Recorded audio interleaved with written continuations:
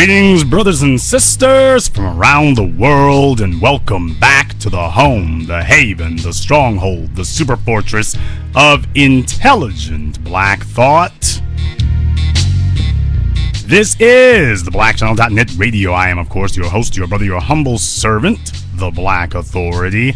And the telephone number is 646-787-1933. 646-787-1933 is your personal access code to the blackest radio program in existence, the only one of its kind on planet Earth today. Join us. And join us you shall, because if you don't, you never know when this will be simply your last chance to get things correct for yourself. And tonight, especially if you are a young black person, if you're a black person, I'd say under the age of 40, and really a few of you over it, but especially for those of you who are young black people under that age of 40, tonight's broadcast is going to be very, very important for you.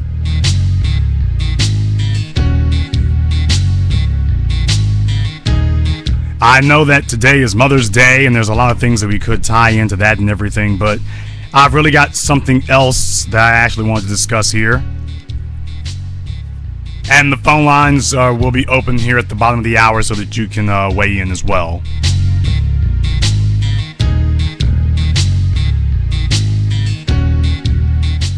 I've been watching all of this. I've been watching it with a keen, studious eye, because you have to understand, since I've never been bolstered or bought or paid for or whatever by large corporate or rich interests, I've simply got to say what the truth is. I've got to do that, because if I don't say what it is, nobody else will.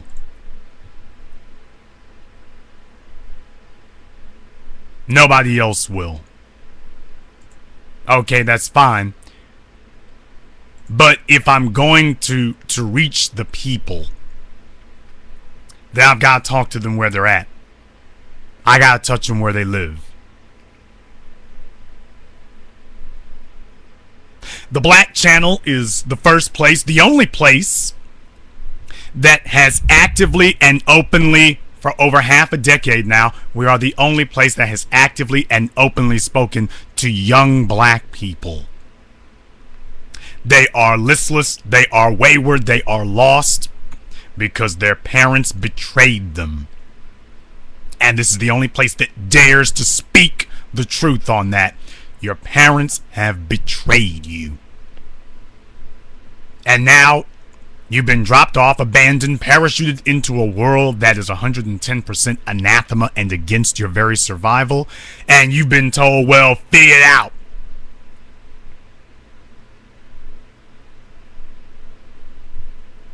And everybody around you is bigger and stronger and more organized than you. So you feel that fighting is just not an option. So the first thing that the first recourse that you want to go to is, well, hell, I can't fight them. The only thing I can do is try to figure out some way to appease them. Maybe if I whore myself out, maybe that'll change things. If I just let them beat on me and rape me long enough, maybe we can call that a life. This is what we give to young black people.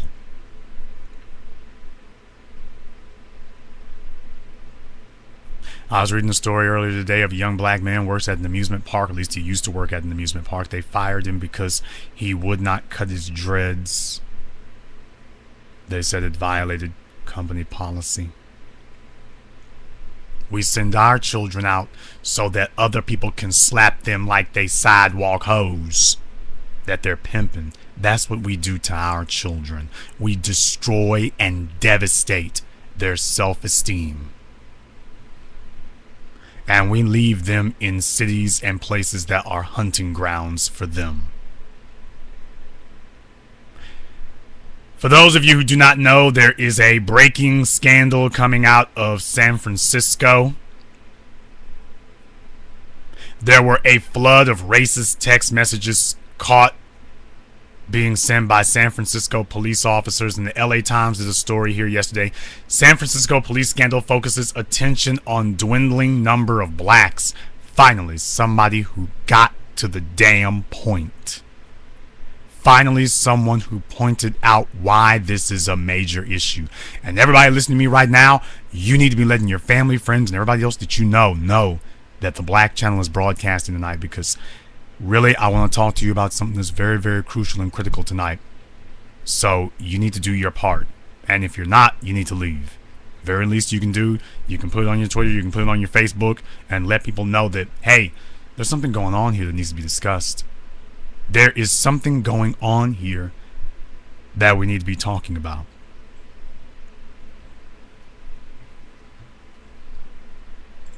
This is by Mara Dolan. When black friends come to visit, they inevitably ask Timothy Allen Simon the same question: why are there so few African Americans? A San Francisco native, Simon attended St. Ignatius College Preparatory, the University of San Francisco, and Hastings College of the Law. At one time, he saw other black faces in all of the city's neighborhoods. It seems every year there are fewer, he said. Even his own children prefer Oakland, which had a thriving and economically diverse black community. Now, what the hell does that mean? When they said a black community is thriving, what does that mean? A thriving and economically diverse, what does that mean when you say that? What in the world is she talking about?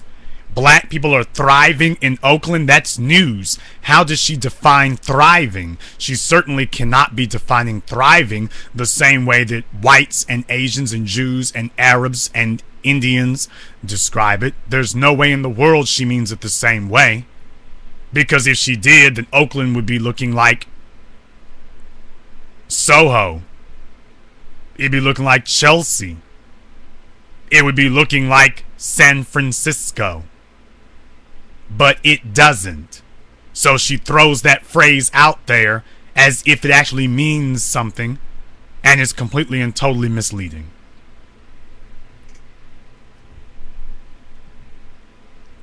We're down to bone marrow in San Francisco, said Simon, 59, a lawyer and law professor. In the wake of a police scandal involving racist text messages, and some black leaders are again lamenting the shrinking size of the city's black community. They've questioned whether a mass exodus of African Americans in recent decades have been driven as much by subtle forms of racism as by the city's high cost of housing. In 1970, blacks made up 13.4% of the city's population. We're talking about the city of San Francisco. In 1970, we were 13.4% of the city's population. Today, they account for less than 6%. City leaders have commissioned studies and task forces to reverse the trend, but to little avail. So, they're telling you that, oh, niggas are being driven out? We'll have a study. We'll put together a committee to study it. But amazingly, the committee has done nothing and found no reason. Nothing's changing for you. We have a committee and a study so that we can witness you as you vanish. No, this can't be true. That's just Jason Black talking crap. That's Jason Black just making stuff up, and it's not rooted in reality. This is just him embellishing things. No, this can't be the facts. Because reality is so brutal that many of you have resorted to an imaginary make-believe world where when we respond to you with numbers, you respond to us with your opinion and your wishes. What you wish were happening. And we got grown people out here, seriously, literally grown people articulating their daydreams and saying, yeah, I'm daydreaming it, but boy, if this was real. And in black society, we don't laugh these people out of the room. We just wait until they grind us into powder. Among the biggest 14 cities in the nation, the story goes on to say, San Francisco is near the bottom in the share of black residents. African Americans make up 25% of the population in New York, 9.4% of the population in Los Angeles, and 27% in Indianapolis. The only city in the group with a smaller percentage is San Jose, with 3%. Vigilante groups aren't chasing blacks out, but there are factors that are making other places more desirable, Simon said. Civil rights leaders here attribute the exodus not just to the high cost of living, but to policies that have favored independent retailers over chains, urban renewal that tore down the housing where many African Americans lived, redlining by banks, and high crime concentrated in neighborhoods where blacks lived. When I got here, there were nearly 100,000 African Americans, and now there are maybe 40,000, said Reverend Arnold Townsend, a board member of the local NAACP. Well, talk about letting the foxes guard the henhouse, huh? What we have now wouldn't even fill up the stadium where the Giants play, he said.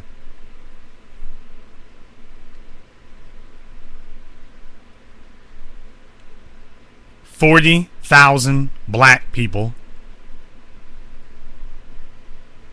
That means that you would not have enough black people to sell out an NFL, the average NFL or NBL baseball stadium. You would not have enough black people to sell out the average football or Major League Baseball stadium. Dr. Claude Anderson is famous for his statement that when you talk about rich black folk in the city, he said all the folk that you consider to be rich black people in the city, he said, what are you talking about? I could get all of them together in a taxi cab and take them any place I want to go. I could fit them all in a taxi cab. Now we've got it where the whole population of black people in so-called major cities, you could fit them all in a sports stadium. I can't make this any more plain for you. This is what ethnic cleansing in the 21st century looks like. We call it white flight, but white people chose to leave the areas that they were in. Black people are not choosing to leave. Black people are being driven out. Black people are not moving. Black people are running. And unfortunately, running out of places to run to. And if you are a young black person, you have been left destitute. And clearly, as you've been able to see, you have no resources to draw upon with which to survive.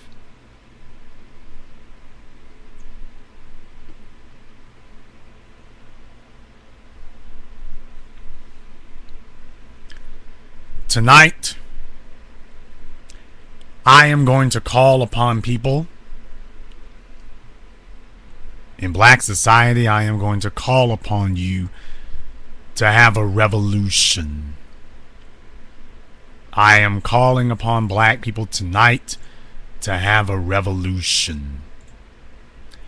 And the revolution that I want for black people to have tonight is very simple. If you are a young black person, I want for you to have a revolt against the status quo of black society. That's what I want you to do. I want you to have a revolt against that.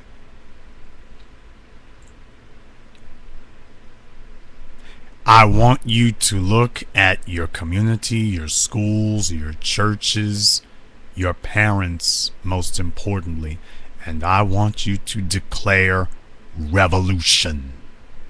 For your own survival, you better do this. You do not have to believe me, but take a look at your lack of opportunities.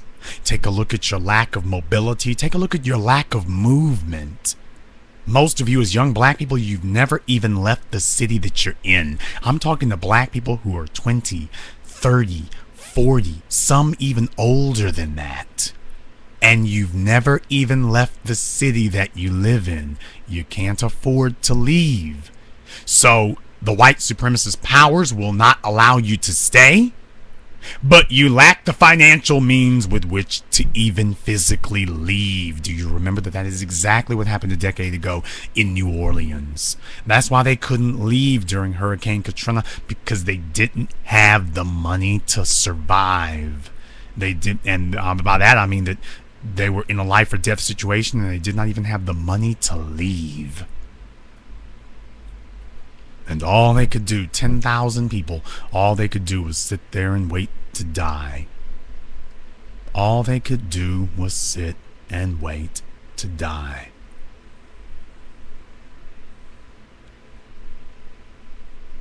Thousands of people stranded, and all they could do was wait for their time to die.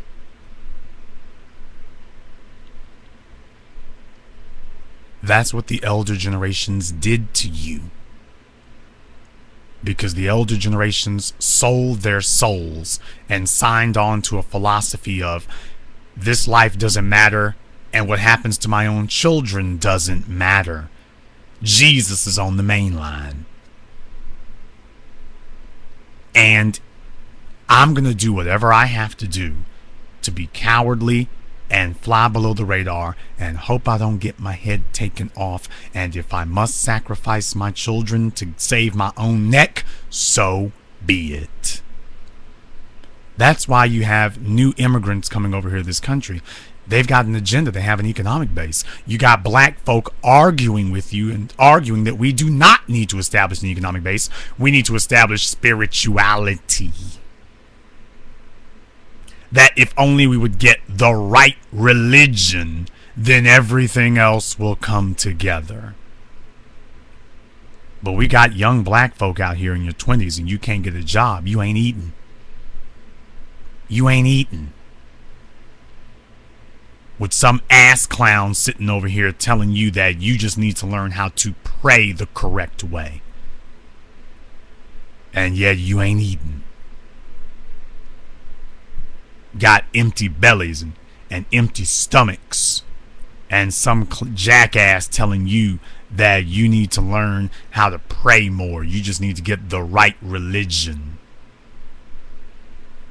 Young black people who need work, who need gainful employment, who need upward. They taking a look at white kids driving new cars, and they got to get on the bus and asking, damn, why? Why? Looking at your grandparents, if they're assuming that's not, you're not coming from one of these cyclical single mother broodmare families. I use families in quotations. You have no wealth upon which to draw. I'm speaking for you tonight because nobody is telling your story. I made 7 a.m. because nobody is telling your story.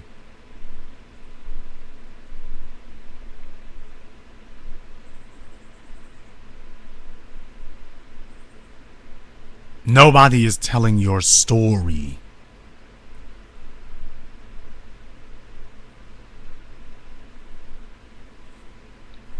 And that's why I give my delivery rough, rugged, roughshod, raw as it can be.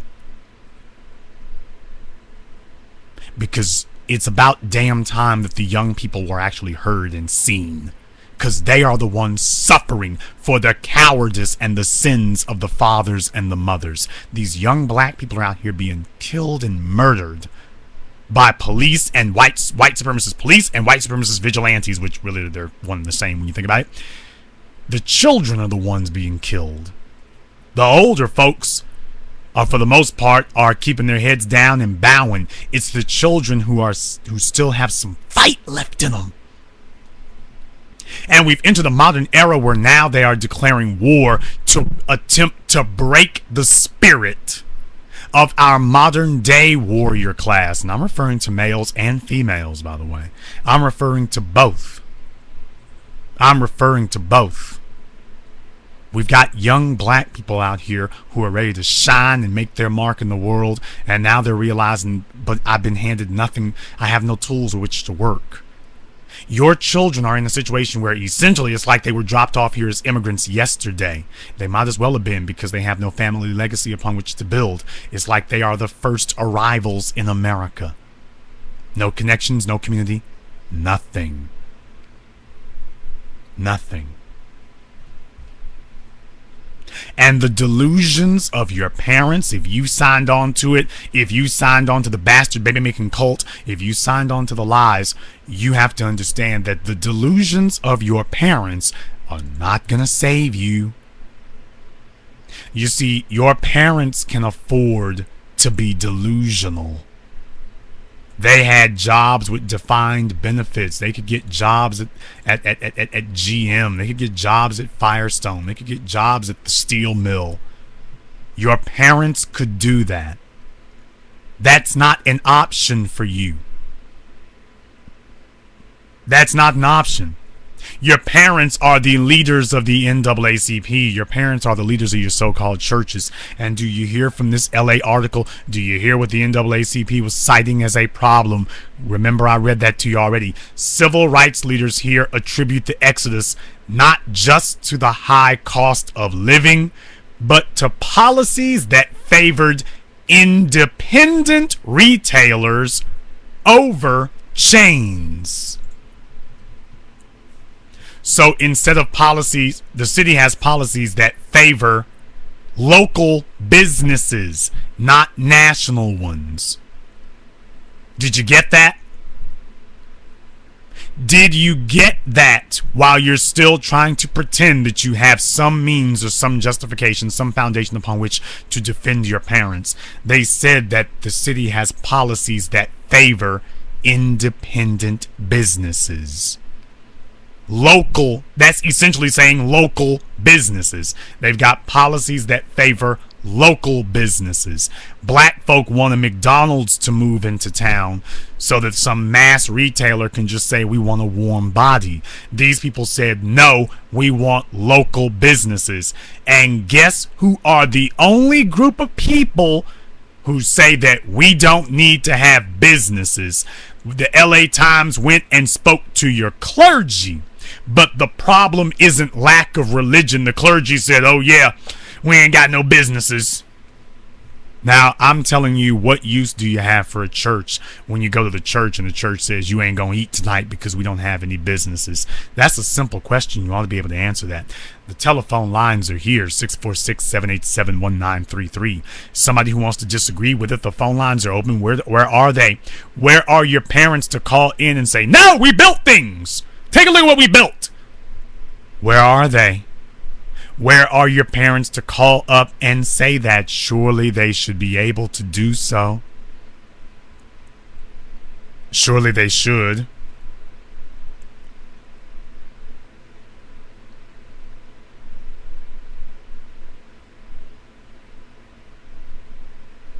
But they can't. And understand, it's not just personally embarrassing for them. You are their children. You are their children. And they're sitting here telling you that, oh, the reason you're being driven out is because, well, we favor local businesses. Well, why didn't we build any businesses? Well, we wanted a job at Mr. Charlie's plant because we feel emotionally inadequate. We suffer from an inferiority complex. And we considered working for Mr. Charlie to be akin to working for God himself because we don't have any self-esteem. But didn't you think about us kids? Jesus will provide for you. We didn't need to provide for you because Mr. Charlie provided our job, and we figured Jesus would provide for you. So that, don't you see, that eliminates us from the providing equation? We don't have to provide anything. Mr. Charlie gonna take care of all that. Mr. Charlie got that covered.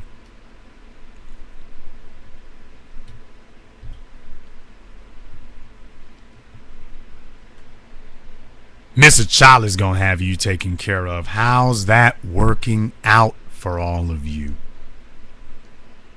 Those of you under the age of 40, tell me, how is dependent on Mr. Charlie or having to pray to God for a job so you can actually feed yourself, how is that working out for you?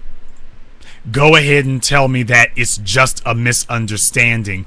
Go ahead and try to tell me that your parents did the best they could. If you're young black people today, you better have a damn revolution against your parents, because they are part of and working with the white supremacist establishment that is killing you.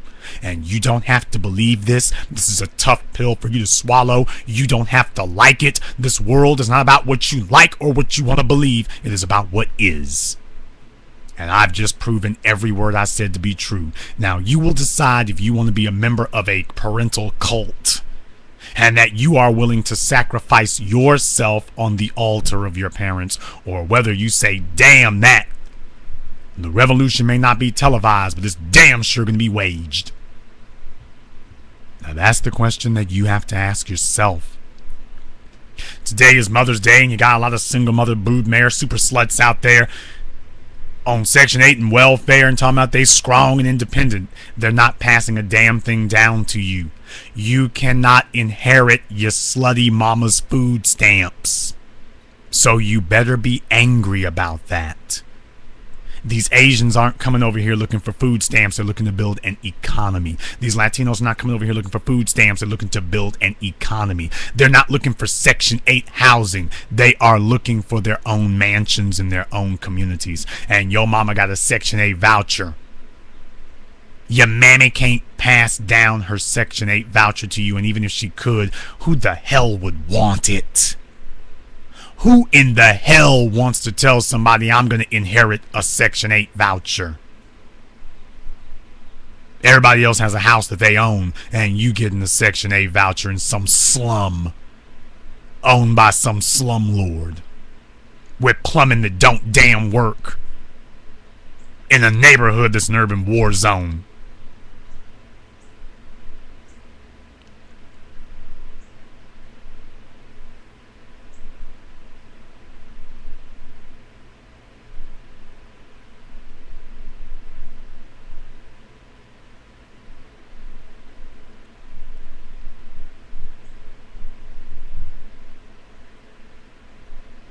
Your parents won't tell you these truths because they understand that that will be them confessing, like at Nuremberg, confessing their crimes. And I'm calling it what it is. And you understand when you are getting gaffled up and jacked up by the police and your parents are sitting there telling you, pray to Jesus, you will remember the words of Jason Black.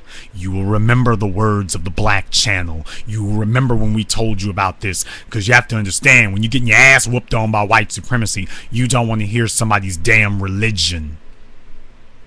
You want to know about the facts, and you want to know what you're going to do about it.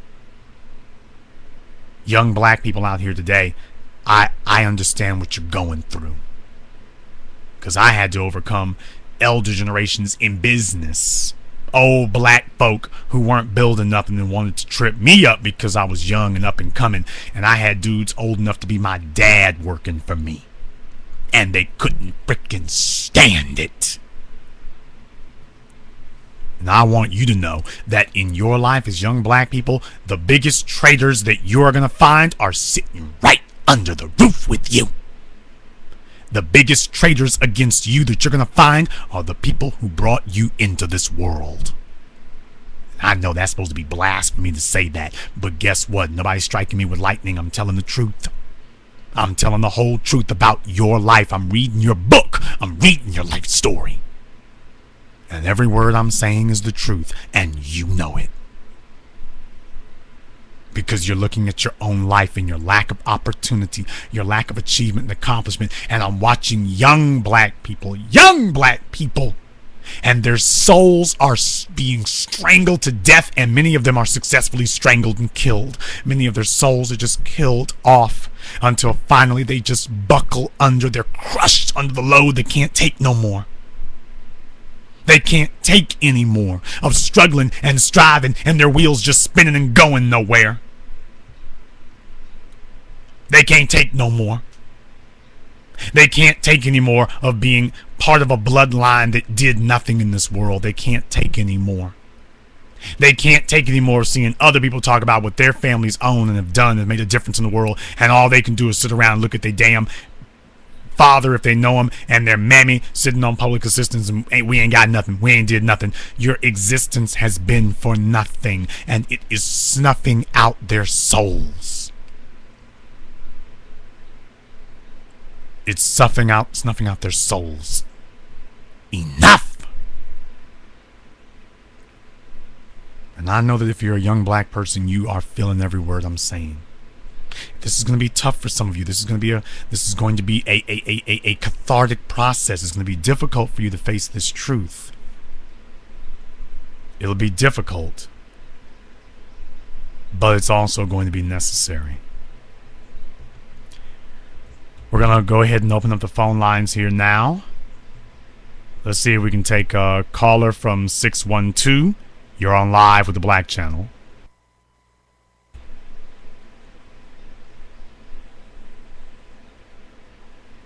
Okay, I think something may be wrong there. I think there might be something wrong with theirs. Let me try another one here.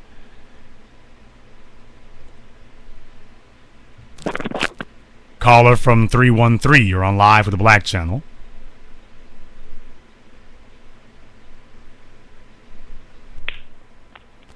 Okay, something's going on here with the speakers, I think. Hello?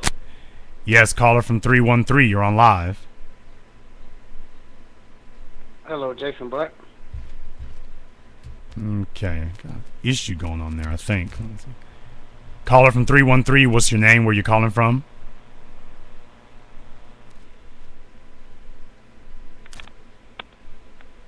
I hear you fumbling with your phone, but you're not saying anything.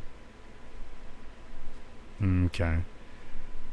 Somebody playing on the lines here. I think there was a problem with one of these lines here, though.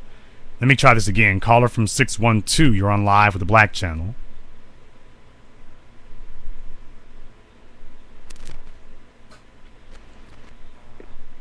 Caller from 612. Last try. You're on live with the Black Channel. Okay, this Negro sounds like he's snorting cocaine. Let me go ahead and see if we can remove them for the evening.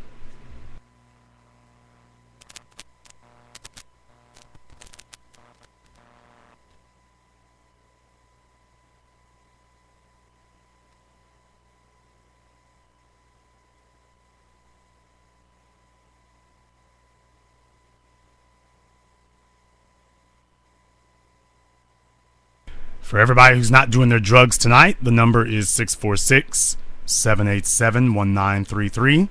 That's 646-787-1933. Is your personal access code to the blackest radio program in existence, the only one of its kind on planet Earth today.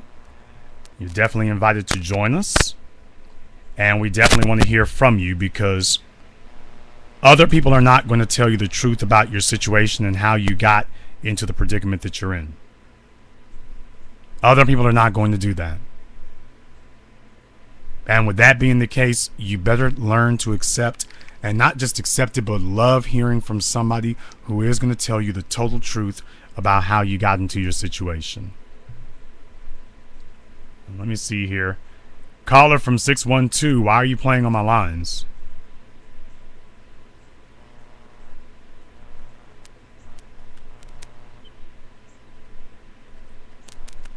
Okay, caller from 612. If you don't answer, we're going to have to remove you permanently. Okay, caller from 612 is going to have to go across that great divide then. I know it's Saturday night here, people, and a lot of you here, those phone calls are actually indicative of something. We have a lot of ADHD babies out here today. We have a lot of ADHD babies. And because of that, they respond like it. It's real slow. It's real remedial. They're not able to really think very well for themselves. And you know why that is? You know why that is? That is because so many of your parents decided that, hey, we're going to turn on and drop out. Tune in, turn on and drop out. Let's just get these drugs going. Forget the nonsense. Let's get these drugs going. Who cares if I'm pregnant? Let's get these drugs going because it's all about me. So understand something. You all were sold out a long time ago at a very basic level that should be repugnant and putrid to you. It should be reviling. It should be something that reviles you. It should be. It should be something that you are repulsed by. It should be. It's not, but it should be. Because nobody is going to sit down and explain this to you. They're not going to sit up here and tell you that, hey, I was doing drugs. They're going to say I had a drug habit. They're not going to tell you that I was doing drugs because I thought it was the cool thing to do. And yes, I knew that this could damage you, but we did that anyway. We did that anyway.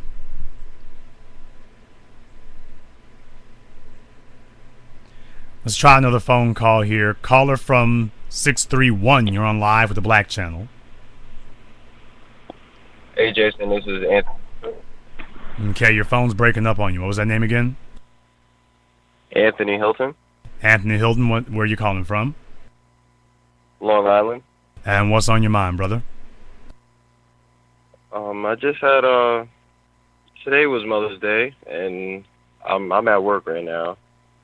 As I'm walking out the door, I didn't say anything to my grandmother, and she just all of a sudden got upset, like, oh, why didn't you say Happy Mother's Day to me? I basically raised you, can I get something? I'm like, listen, I got to pay tickets right now. I can't even afford to buy you any gifts right now because I have tickets to pay off, and she doesn't even get that point. She doesn't get that. Nobody's helping me would do anything, and she just expects to receive and receive. I don't know. I just wanted your take on that and how to basically handle that next time I get into a confrontation with them, because you did good. Right now I just understand. You already did it. I mean, you already did a good job at that, brother. You have the code in place already, and you stuck by that, which is, what did you do for me? What have I got? I mean, all you did was breathe, and you want me to give you an award for breathing? It doesn't work that way. You get awards for accomplishment. You don't get awards for things you were supposed to do. You get awards for going above and beyond and excelling. And if your grandmother raised you, did your mother die of natural causes? No. Of course not. I'm guessing.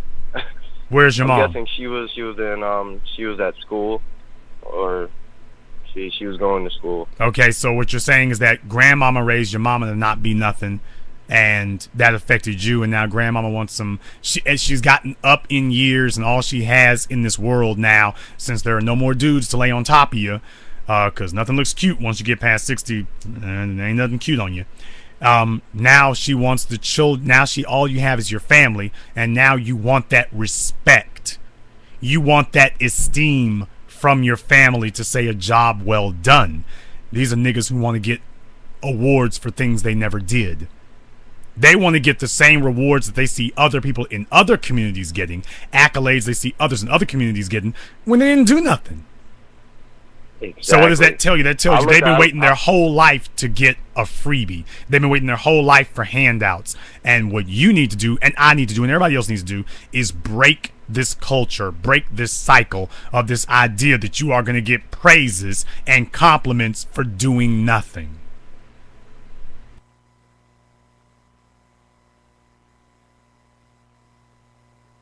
Yeah, I mean, I look around today, and my ethnicity, like my friends that I have Asian, white, Spanish, all these people, they have family members who have businesses that they could go to. They have their own businesses. And I look around, and I look at my friends, my black friends, my African-American friends, they have nothing. They're all living together, they're living with each other, living from house to house. And I'm just like, what have they been doing this whole time? I can't respect you, and you haven't built anything for me, and I have to basically start my own platform. I have to build from the ground up because you didn't do your job. And I'm stuck right now because I don't know where I should go. I don't know what I don't know what my next step should be. How old are you? 20. Okay, 20 years old, and he's like, what do I do? What am I supposed to do? What do I do? 20 years old, and this young man's like, what do I do? You know what the problem is, brother? The problem is that they said to themselves that struggling was good enough for them, so it'll be good enough for you. That's what they said. They said, I had to struggle, so why should I do anything for you? You should be struggling too. So we're both struggling together. Brother, you're 20 years old, but I'm telling you now, I'm twice as old as you are. And I've been hearing people all my life, saying that they did not do certain things to make their children's lives better because they were like, why should I give my children anything? Why should I give them something? Nobody gave me nothing. Why should I put together stocks and assets for my kids so they can just be given something? Nobody ever gave me anything. Nobody gave me anything.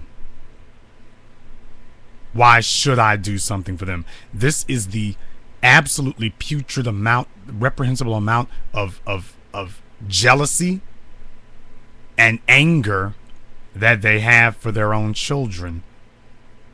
And what I'm saying is that is more than just anger, brother. That's treason. And I want you all to understand it, because you know it's true. As young people, you know you've been sold out. You know that what you're looking at ain't right. You know it. You know it's not. And you've been told that your mind's been locked in this cult-like prison where you've been told that you cannot state the simple and obvious facts that you know are true. And I'm telling you, yes, you can, because it's the only way you're going to get free.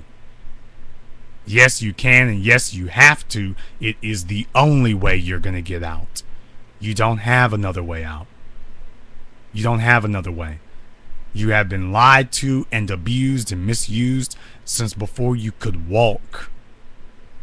You are here as a part of other people's sick, demented detours and adventures off into sexual whoredom and every damn thing else.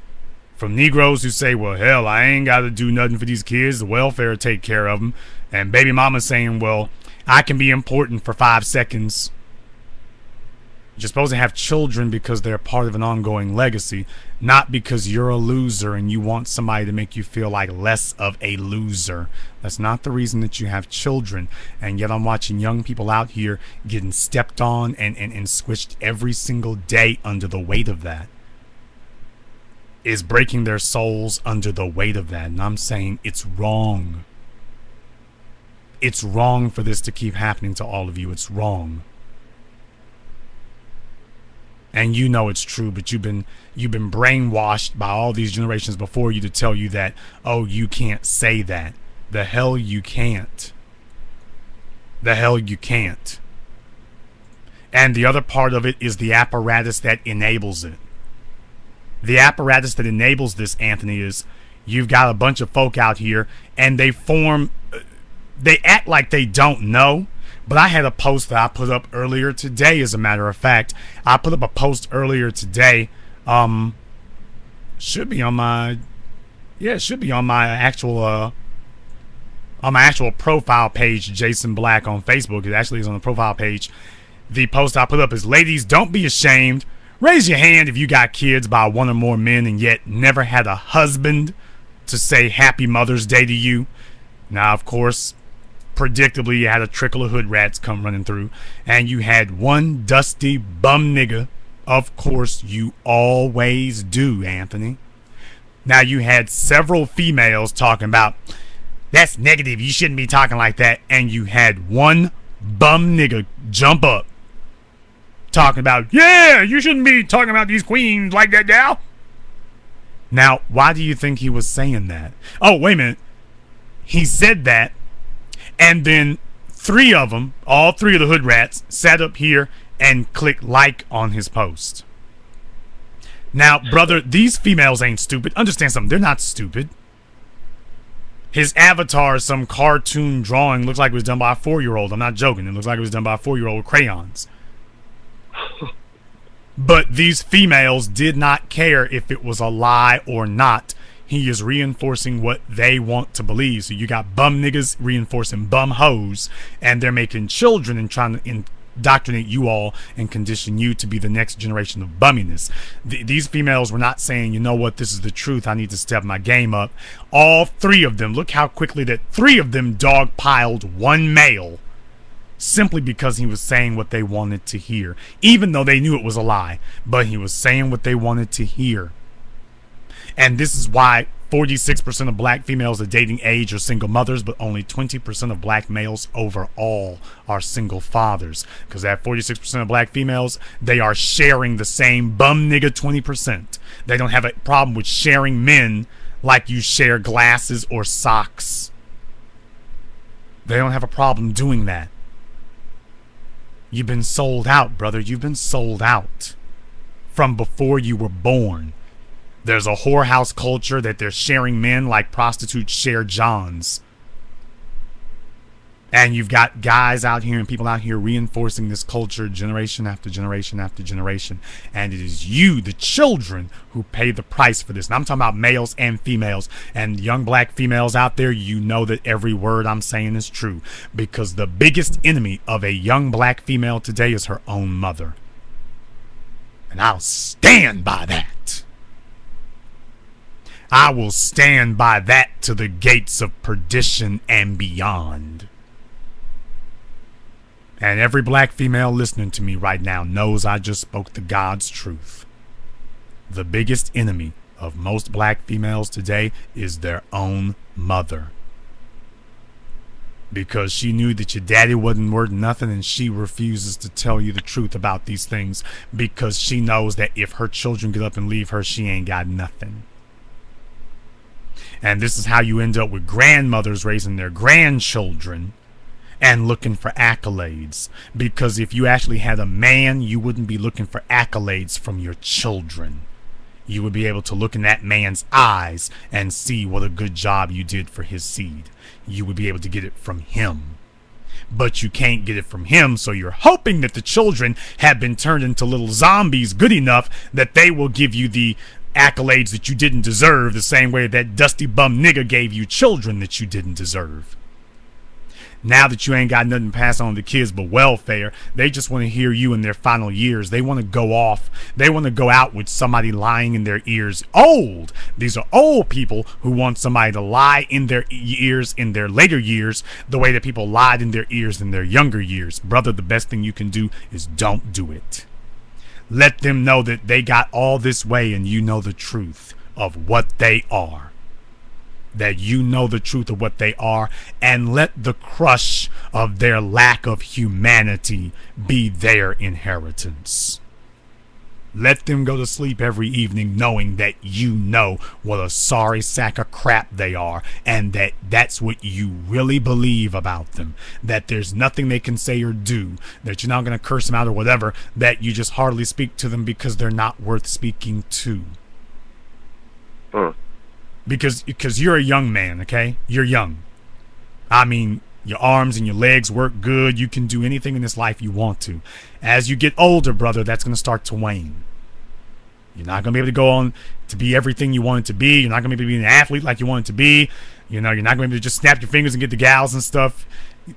And eventually, your world becomes your family. And what your family thinks of you becomes the most important thing in your life. You're going to reach that point one day that the respect of your family is going to become everything, because that is your social circle, that is your peer group, that is your world. And there is nothing worse than getting into the latter half of your life knowing that your world despises you. That those little children that you're looking at and you see your face in theirs and you see the resemblance of you in them, and knowing that these kids don't have any respect for you. At a basic level, they have no respect for you. This is how we break this cycle, brother. This is how we break the chain. We break the chain by saying there's a new standard, and we are here to sacrifice the people who contaminated us in the first place. Because if you and I don't have the guts to do it, brother, the next generations, we're done for. We might as well go ahead and let white supremacy put us in the gas chambers and lynch us now. We might as well do it now because we don't have an intact community. Broken communities are created by broken families. And if you and I are not willing to fix our families and fix our block, we will never fix the community at large. So you want to know what you can do about it? You're doing it now. This simple act seems like it's like, Jason, it's just that easy. Brother, it's just that easy. Taking a look at your parents and saying, to hell with you. Y'all ain't about nothing. I'm doing my own thing. That simple act changes everything. When they're looking for congratulations and can't get it. When we stop having football stars bringing they bastard baby-making mammies. We had one boy sitting up here. His mama's done shown up. He's being drafted to an NFL team. This hoe done shown up with damn me tattoos on her neck.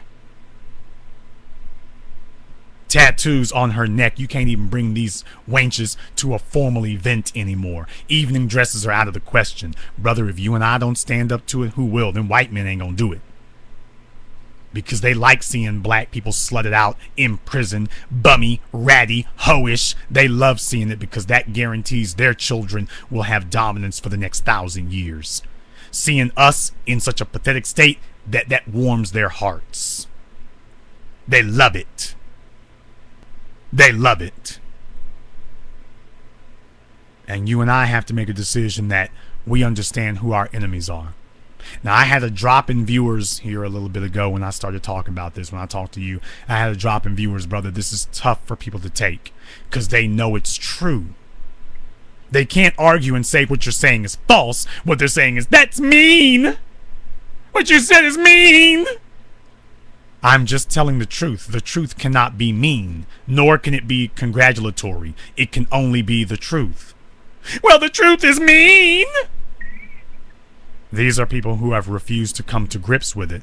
Now, in 10 or 12 years, in their darkest moments in the dark at night, they know this is the truth, and it will haunt them. You got a chance to make things better, brother. You have a chance to make things better. And they recognize that in you, and they are trying to stop you from doing that. They're trying to pressure you to not do that because they know that if you start succeeding, you will leave them behind. That's enough. That's one more thing that I wanted to mention. That I recently applied to go back to school to get. I overheard you talking about the IT program, so I went to go apply for that. They said it would take about 6 months to a year, and I brought it to my mother's attention, and she's like, "Oh no, don't do that. The student loan, they're going to get you in debt, and then it's going to get me in debt." And because they wanted her information, just in case I couldn't get the loan, they were going to take it out under her name. And she just got freaked out about the whole situation, and I ended up not going because I had to give that information like the very next day. Like it was a deadline for me to give them that trade information, and I was like, wow, they really are just against me. Like and I don't see like what I did. I don't know what I did wrong to deserve it, but I just want to know how to overcome it. Cause brother, what did I do wrong to deserve it? Anthony, you were born. That's what you did wrong. Where's your dad, Anthony? Thank you. Thank you. That says it all right there. And that's why she's sabotaging you, because she looks in your face and she sees your father. And just like he got on and did better and left her, she's scared to death that if you do better, you gonna get on and leave her too. No, they're still married. They're still together. Apparently, she's got an issue with it. Apparently, she does, because you said you asked your mom. Why didn't you ask your dad? I don't know. He's I don't know. Around, okay, I don't know.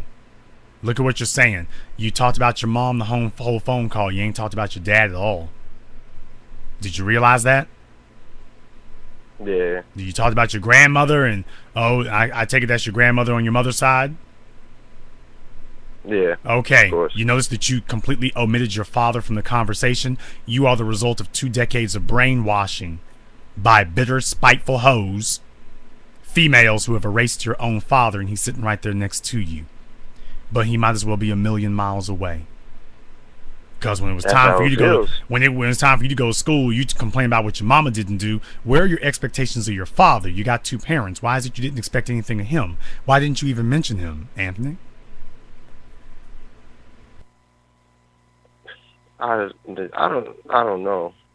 Yeah, It's you like do know. it's You like do, you do I know. can't talk to him. I can't talk to him. Why can't you I talk mean, to I your own can, but father, Anthony? it's he's just complicated to talk to. I don't know. He's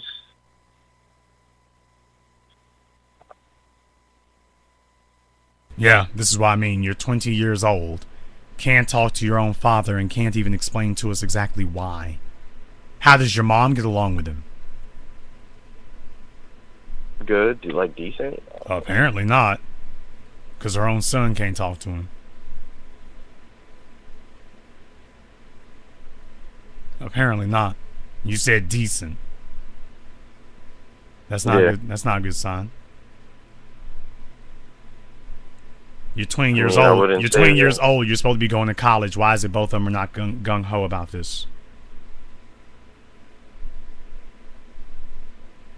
They feel like I'm grown almost. They feel like I'm. Who's older? They Your feel like mother? after Is your mother older than your father, or your father older than your mother? father's older. How much older?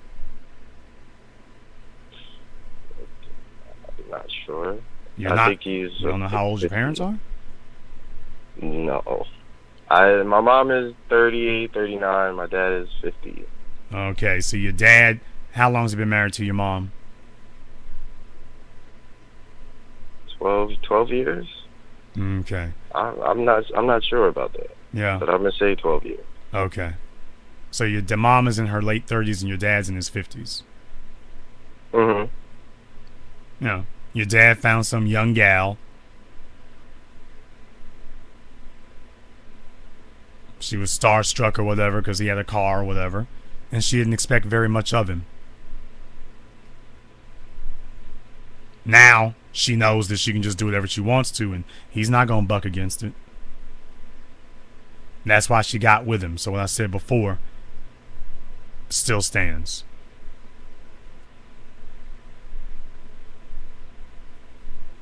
What does your dad do for a living?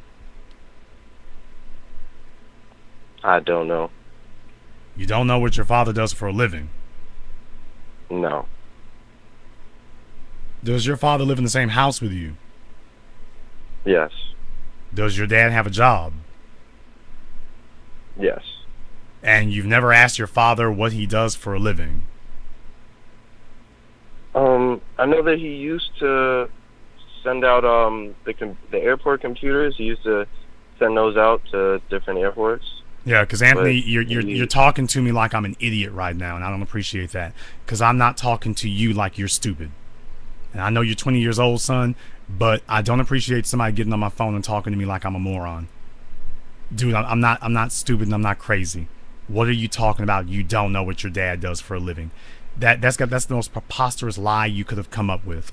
You could have just said you didn't want to say for whatever reason. That's fine, dude. I don't respect. No. I don't respect that. I don't respect what you just did. I don't respect that.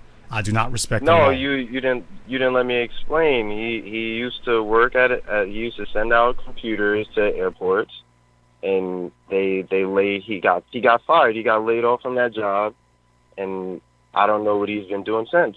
That's just true. Okay, because you said he has a job. You said he has a job, but you say you don't know what it is. Yes, I don't. Okay, so your dad gets up and goes to work every day, but you don't know where he's going or what he's doing when he gets there. No. Okay, Anthony, you're talking to me like I'm stupid. He works for a company. All you have to do is know what the company is, and well, we know what he does. I'm trying to work with you. I really, really am. You did pretty good right up until you got to this last part, Anthony. I don't appreciate. I don't respect that, dude. I'm just gonna tell you, I just don't respect that. I don't respect that at all to do that. Because if, like I say, We can converse with each other and stuff, but if we start taking on these same flawed pathologies that your parents had, when you start adopting that dishonesty and that intellectual dishonesty and stuff, that's not cool, man. That's not good. That's not good at all. That's a bad sign. I'll just chalk it up to you're young or whatever, but man, you didn't do very well today. That you got right to the very end and fumbled the ball at the 5-yard line. That was not cool, man. I'll let you have the last word. Well, my phone is about to die, so Black first. Okay. Let me get caller from 201. You're on live with the Black Channel. I was on. What's your name? Where you calling from? Oh, hey, cool. Hey, what's up, Justin? Jason. Yeah, I'm calling from Texas. Okay, what's your name? Hello? Oh, yes, my name's Justin. Hello, Justin. What's on your mind?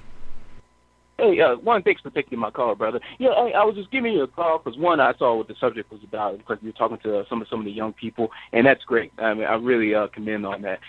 Just a couple things I just want to make sure, some of the younger viewers, they know what's going on out there.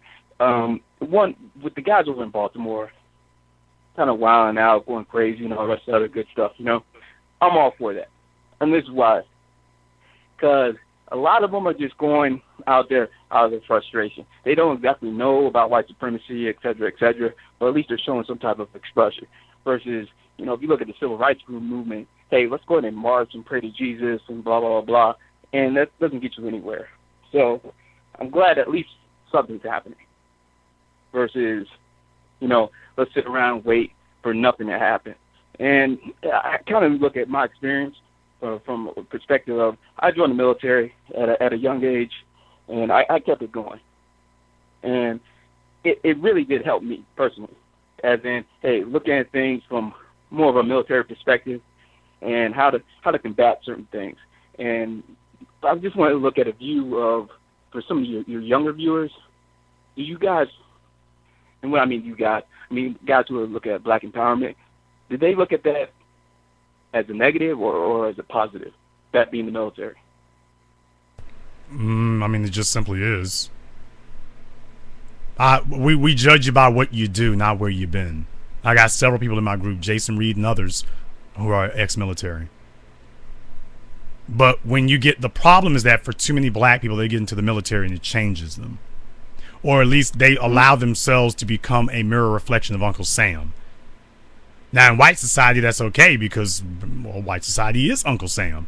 But as black people, we're supposed to understand that our purpose for joining the military is not supposed to be their purpose. That's where the problem comes in. When you let them indoctrinate you.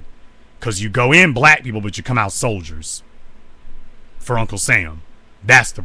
You go in black people, but you come out GIs. And that's the problem. Okay. When I used to go out there and talk to some of the younger guys, pretty much, some from my neighborhood. Hey, well, look, this is what it gets for me. As long as you take something from it, then hey, you're good to go. Because I looked at it, they're going to take something from me, as in my time, my energy, my youth, all that comes into play. But as long as you take something back away from it, I looked at it like it was an even deal. And so, well, it can be. Younger viewers, it can be. I'm sorry. It can be. But that's if you have an agenda to go in. The problem is the military has a way of picking up people who are running from things. And those people do not actually go in with an agenda. That's where things go bad. If you're going into the military and you know why you're going, you might be able to come out the other side okay. If you're going in because you're running from your deadbeat daddy or a bad neighborhood or whatever, it's going to be a toss-up whether or not that military stint actually does you any good. Because you didn't go in because you wanted to. You went in because you were running from something, as opposed to dealing with what it is you're having a problem with. So it's going to be a toss-up whether or not this actually benefits you. That's where the problem comes in. What was your reason for joining? It goes back to what I said before. What was the reason you went in? So depending on the reason that you went in, this could be a positive experience. Otherwise, it wouldn't be. Now, that having been said, I wish that more brothers and sisters who were in the military and whatnot, we are disproportionately represented in the military, just like prison. And isn't it amazing? Black folk love their tattoos. We're who the most tatted up people you can find, prisoners and military people. I just thought that was a curious aside. In any case, we got a bunch of black folk who've been in the military all over the damn place. Tell me how many soldiers we got fighting the white supremacists out here in the streets. How many of them are teaching black folk how to shoot? Teaching them about weapons, because if you've been in the military, they taught you how to field strip your weapons and clean them and everything else. We got kids out here and stuff buying guns and shooting guns and don't know even how to clean the gun they have. The young white kids, that's the first thing they teach them, is how to maintain the weapon. Black folk, exactly the opposite. And I have to fault our military people on that, because they're not coming out here. White people make it a priority to bring what they learn in the military back to their people. Black folk make it a priority to not do it. It's all about me. And that's why people don't have respect. If I can say one thing, people respect what I do because they know they can contact me, they know they can call me, and they can get information. So they know that it's a two-way street. It's not just, okay, everybody come here and buy my DVDs and all this stuff right here. Come here and do real estate. Or it's not that kind of situation. When you contact me, it's about what I can do for you, not what you can do for me. And too many of our military people, y'all go into the military and come out and can't tell us what you're doing for the people once you get out. And then you got Timothy McVeigh. Timothy McVeigh can tell you what he did for his people. Right, wrong, you can like it, hate it, what otherwise. He can tell you what he did. Real talk. Oh, absolutely. He can tell you what he did. Lee Harvey Oswald can tell you what he did. These white supremacists and whatnot, these police forces, they can tell you what they did with their military experience. How about black society? What are our ex-military people doing for us? That's why the young people don't listen. They're not taking the information and bringing it back. I had multiple deployments myself, and some of the things that I had to learn over the years, because et cetera, it would help. I see exactly what you're saying, as in, hey, look, you guys are running around shooting recklessly. Anyone can squeeze a trigger and hit absolutely nothing, or you're going to hit something else that you're not intending even to hit. And that's not the point. The point is to hit your marker. The point is to do things more tactically, to actually know how to move out, shoot, move, and communicate. And, yeah. Well, better than that, how to work together as a group. White supremacists don't come after you by themselves. They come as a group. The George Zimmermans are actually more rare. Eric Garner was assaulted by what? A group. Freddie Gray was assaulted by what? A group. Akai Gurley was assaulted by what? A group. Oscar Grant by what? Sean Bell by what? Amadou Diallo and Abdul Louima by what? You see what I'm getting at right there? The individual guy who commits the crime of opportunity, he's more in the minority. The way that white supremacists have always come after us, and Malcolm X even said, they come after you as a group. They come after you as a group.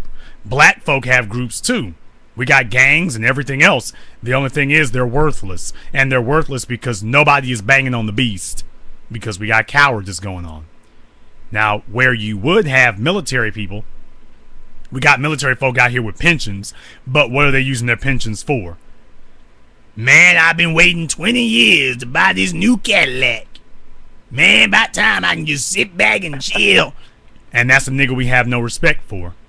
So they sit around, these kids don't respect us. Forget you, nigga. There's nothing to respect. There is nothing to respect.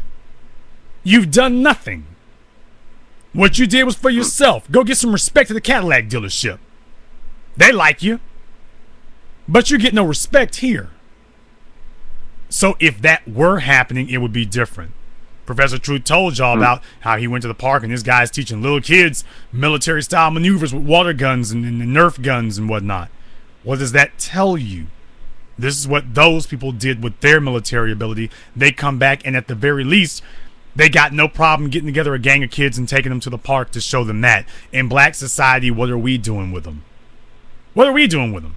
Now, I can't do that because I'm not former military. I can show you guns and stuff, but like I say, I would basically be winging my way through it. I don't think that's the best way to do it. I think you get somebody who knows, somebody who's mastered it, not somebody who's telling you what they read or guessing their way through it. That's not the way you do it. We got plenty of black folk retired from the military, breaking their arms, patting themselves on the back, and can't tell you what we got to show for it. I've got no respect for that. No, I see what you're saying. I'll let you have the last word.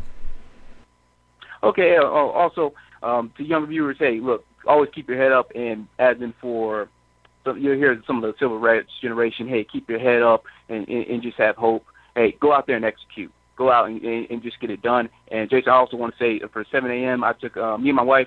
I didn't get a chance to contribute because I didn't even know about the filming of it. Or I believe you did it on. It wasn't GoFundMe. It was another site. But I actually did take me and my wife down to Dallas. We saw the showing down there. It was a great documentary. I ended up purchasing the DVD. I want to say it was Monday or Tuesday when it actually came up for the 2-day set. And I also made sure I bought about 2 or 3. I'm gonna be handing them out to the black business owners that are in my local community. Hey, just if it hits them, cool. If it sticks, great.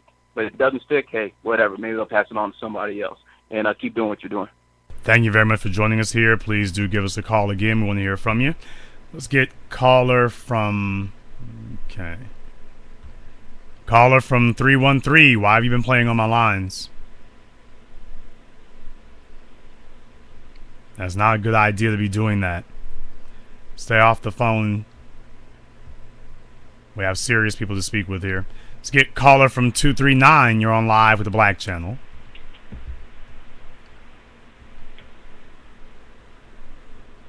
Caller from 239. Last try. You're on live with the Black Channel.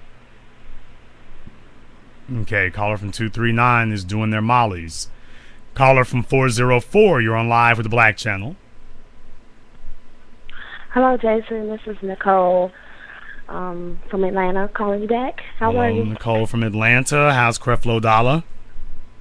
He's doing his thing. I wanted to call in tonight. I had a interesting conversation with the star today on TMI. Our single mother discussions. Yesterday I posted that we should have a balance between discussing single motherhood and pointing out the mistakes, and also trying to have conversations where we discuss creating and maintaining healthy relationships. And today we were talking about single mothers and how the thoughts and the hoes were just out of control today. And I think it was just, for a lot of women, a attention whoring day. And I think by our candid discussions and very open way we talk about things, they kind of took offense to it. And well, it's a bit of a shock to the system for many of them, because they know what the truth is. Okay, Nicole, don't be fooled. They know what the truth is. They know their shortcomings, and that's why when people post things like what we said, they're very simple. If it wasn't true, you just keep going. They'll sit there and argue for hours because they know it's true, and they've been telling themselves all this time, nobody can see what I really am. Nobody can see what I really am. Nobody can see how raggedy I really am. Then they go someplace, we can see how raggedy you really are. So they're sitting there trying to convince you so that they can try to convince themselves that that nobody really sees it. Not that it's not true, because none of them said it was a lie. Remember that? Nobody said it wasn't true. Right. They just said you shouldn't be talking like that. Now, for anybody who wants to defend that, Nicole, I just have a very simple question to ask. Can anybody, with 75% of black children being raised by single mothers today, 70% of your prison inmates, 70% of your dropouts, drug addicts, we can go down the list, raised by single mothers, will someone please point out to me what battles against white supremacy have single mothers won since we had this single mother run environment? I can show you all the places we're losing. We're losing across the board. Can someone show me the battles against white supremacy that single mothers have won? Well, the thing is, they don't even think they're in a battle or a war, because, see, the mentality is, I have a fallback. My white daddy is, I'm going to have some place to stay. My white daddy is going to make sure I have food. I'm going to have medical care. And and here in Georgia, you can get a college education for free. If you make less than, I think it's 40,000, 40,000, you can get college education for free here in Georgia. So there's always this springboard that they just catch. So no matter what mistake they make, there's no accountability. So when you have these conversations, I've had conversations with women, and I end up having to walk away or put my head down, or I end up being labeled bougie, because I'm saying, look, we may not agree with everything that's being said about black people, but we got to take ownership and accountability. And when we know better, we have to do better. And we are in a war. And to sit up here and say that it's okay for you to lay up and have babies with a man who has not even committed to you and have his baby, and then bring a child into a poverty-stricken situation and say that's okay, and live off the government and other taxpayers and say that's okay, there's a problem with this mentality. But the problem is that you're not living. That's the real problem. You said to live off the taxpayers, but you're not living, Nicole. Here is the problem with being a super slut on welfare. You can only get government assistance so long as you agree to remain poor. And the system is set up in such a way that this devastates your children. And they do this deliberately. It makes white men rich, the real estate developers and the real estate companies that own the actual housing, because it's not black folk who own the housing. Black folk are the tenants, black folk are the welfare recipients, white folk own the stores. Oops, I wasn't supposed to say that. All right. But in any case, you have a situation where, as black people, for example, your children are growing up poor, so they're starting out way behind everybody else, because your kids cannot take your food stamps to school and get grades for it. They can't take your Section 8 to a job and get hired with it. So your kids are just being thrown out, just being flung out there, and have to start from scratch all on their own. Why? Because you had a Section 8 voucher, but you never built anything with it. So the kids are just being flung out there, having to start on their own. Your Section 8 voucher does not benefit them in the real world. Now, to complicate matters even more for your black males, it's a death sentence. It is a death sentence for your black males. Why? Because there is no, at least your daughters can get pregnant and get some more food stamps, although in many places they've run out of Section 8 vouchers. At least your daughters can do that. Your sons cannot get that. Your sons, who are supposed to be the leaders, your sons are supposed to be the leaders of your society. Not only are you making them impoverished, you're making it where it's more likely that they'll be victims of the white system, because your sons can't get, at least you got public assistance. Your sons can't get any. They can't get anything. So you raise them in a whorehouse that's just going to turn them out, and that's it. They're just on their own. That's treason, Nicole. That's treason. Well, to tie into your previous conversation, the older generation, the older women are in competition with these younger women. I have women my age, I'm 39, who are constantly living like they're in the 90s again. They in the clubs, everything is party, turned up, and I'm like, our time is gone. At 30s, I'm divorced, so I haven't just been out here living, but I'm turning a corner. I'm realizing that at 40, I shouldn't be doing the same things I was doing at 20. And these women are not telling these girls, hey, you 18, you don't have no tattoos, you don't have no kids, go to college, start your own business, do what you're going to do now. But don't lay around, don't get a bad reputation. Just straight knowledge. They're not giving it to these girls. Well, but think about what you said there before. You said that these females are 39 years old acting like they're still in the 90s.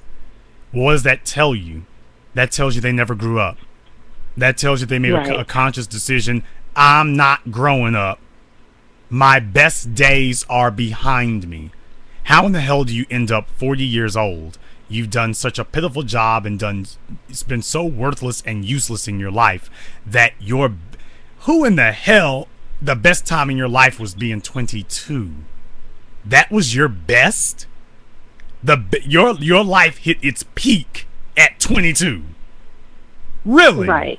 Well, you have moms who encourage the bad behavior. Instead of saying, don't do what mama did, all y'all got different daddies, or questionable, or I'm just going to be keeping real, I was out there, don't do what I did. No, they're telling them, just doing the whole dear mama thing, Mother's Day is my day, praise me, and then I give them no knowledge. It's like you said, it's treason.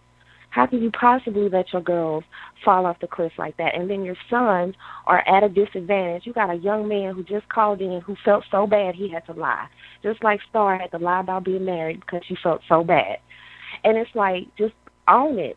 We can't get better until we own that that it's not right what we're doing, that it's a better way. But we can't get these people to own it. Just say, I had 4 kids, the last 2 I had in a 1 year span, and he's not my husband. Instead, she argued me down, threatened me, because she just didn't want to admit that we caught her. We caught her in a lie. This young man was so embarrassed that his father is probably unemployed, but he's too embarrassed to say that. I mean, because we can't just be real with each other. We just can't. And the only way we're going to get better is to say, look, Mom and Dad, that failed. And we got to move forward. And I can tell you the worst place that this is happening is the church, because you have all these old heads who are telling us, sit down, don't fight, don't do nothing. And they're still over the church. And I'm like, if you speak up, then they say you don't love God. If you don't speak up, then you praise because you're praising them. And it just translates into society as well. Workplace, same thing. You go to work, you have these older black women who are middle management. If you're not kissing their ass, excuse my language, they're going to give you hell. They'll get you fired. And black men know this better than sisters. The sisters know this as well. You work under a black woman middle management, you're going to catch hell. And so this is the stuff that we have to own up to, just be honest about it so we can move forward. And the younger generation, the Baltimore team, we don't know what they're thinking. We don't know because we don't have enough people on the ground to communicate what they're thinking. So we can't make these blanket statements saying, oh, they just turned up. And no, we just need to sit back and be there for them and do what we can on our end and bond together and get something done instead of just saying, oh, they're wild. But the young people are wanting to do something. I had that fire when I was 21, 22, and my parents told me, get a job, do what you're supposed to do, and go to work. I didn't have anybody telling me, start your own business. It wasn't until the last 5 years that I actually was not afraid to be an entrepreneur. I always said I just want to get a job and be comfortable. I literally said that out of my own mouth. I just want to be comfortable. I don't want to bother anybody. I just want to go to work, earn my money. I just want to be comfortable in life. And I said, well, what is that? Just being comfortable? Well, you know what? There's nothing wrong with being comfortable either, Nicole, that term comfortable. There's nothing wrong with being comfortable. And most people, I mean, even after they get wealthy, that's really what they end up doing. The real reason that you want economic control is so that you can live your life on your own terms without being somebody's servant. That you got up and worked today, but you did it on your terms. You got up and did things today, but you did them on your terms. And that you will be paid, but you will be paid on your terms. Now, you never have enough money, okay? Let's just get that out of your head. There's no such thing as enough money. You wake up tomorrow, why do you think Bill Gates is still working? Good grief, Warren Buffett, please. There's never such thing as enough money. Get that? That's crazy. No, never such a thing as enough money. But you do want to be able to do whatever you want to do whenever you want to do it. That's the point you want to get to. And you cannot get to that point in any scale or scope as an employee. You just can't get there. That's true. So there's nothing wrong with being comfortable. The problem is that for black folk, we get comfortable after we got a pair of shoes. We get comfortable with a Cadillac. We done sat down. We're up against people who want to build subdivisions and mansions, and we talking about, I got a pair of shoes, I'm comfortable. All these people with low expectations, they got to go. I think, Jason, that the problem I have with people is they're wanting to connect with what I'm saying. They know it makes logical sense. Even when I come from a loving place, I'm still breaking it down logically. Every argument, every coon fear statement they may say, I'm coming back with it. And I think at the end of the day, they're just broken. And I don't know. I literally said to one man, I said, I'm not trying to convert you.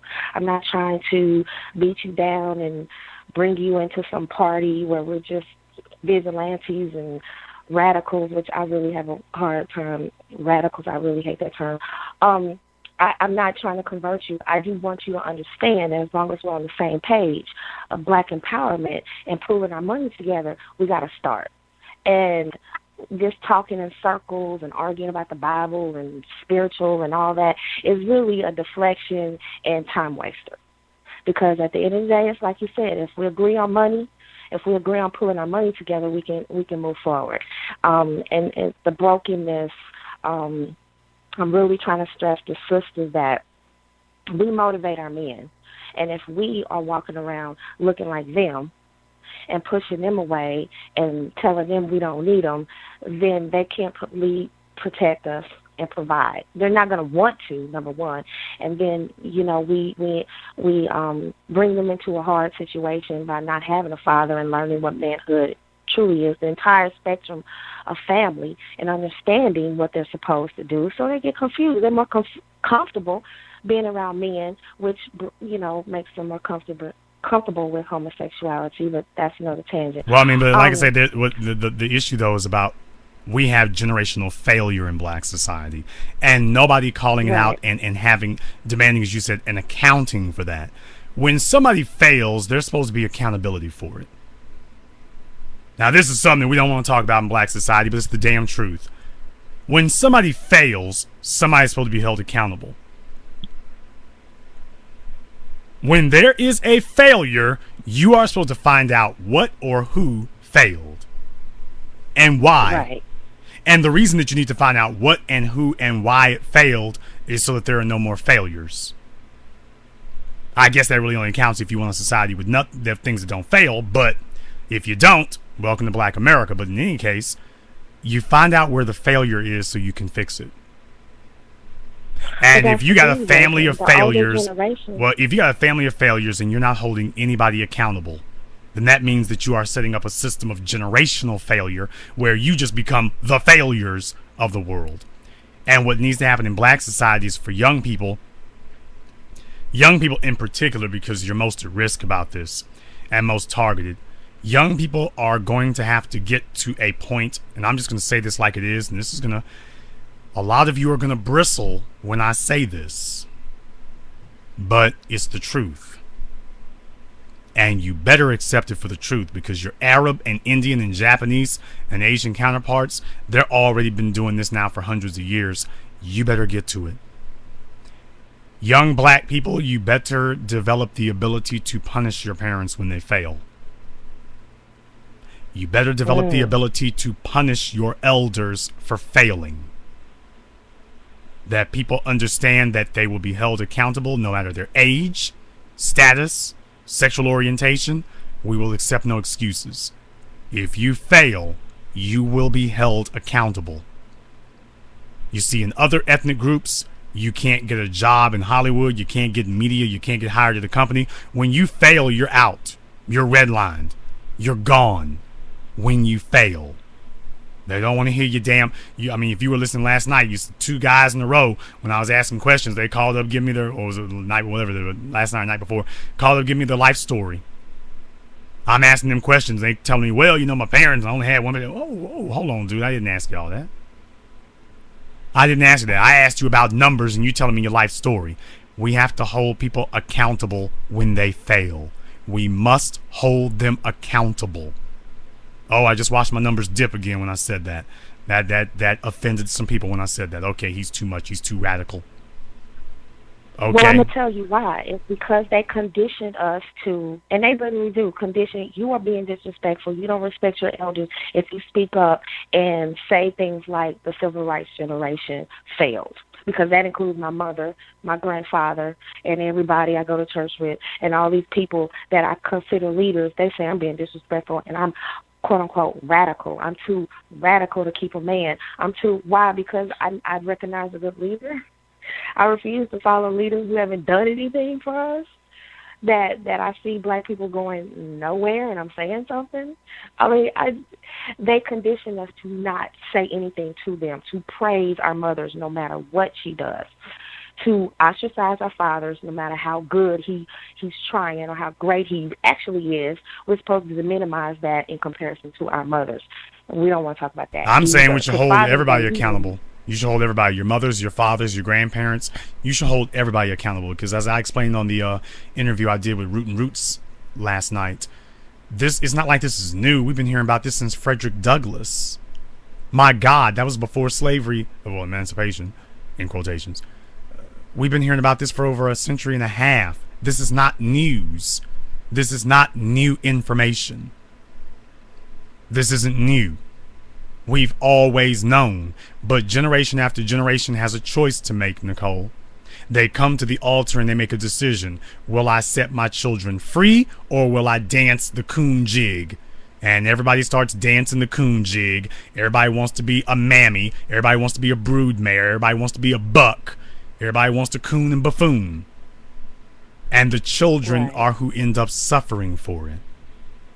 And I'm saying that this is a choice. You make a decision that I'm going to be like my parents. I'm going to be different. I'm going to be like the elders. I'm going to be different. The black church today has no credibility. None. And it's just become a place where people try to use it to deflect for their insecurities and anxieties, and most importantly, their failures. Well, I'm not a failure because Jesus lives in me. The black church has no credibility today whatsoever. It doesn't even teach the Bible. The black church is a worthless organ with no credibility, and yet black people go to it anyway. Why? Because somebody promised you that you were no longer a failure if you came to church. As long as you came to church, you were no longer a failure. And people like you and me have to say that's a damn lie. You are too. That will no longer be a sanctuary that hides you and conceals you and protects you from us admitting the simple and obvious truth. You have failed. When a person fails, Nicole, their thoughts and opinions are supposed to be immediately rendered invalid. Will someone explain to me, I have to ask you about single mothers here, will someone please explain to me the battles that the black church has won against white supremacy recently? Tell me. Somebody tell me the battles against white supremacy that the black church has won.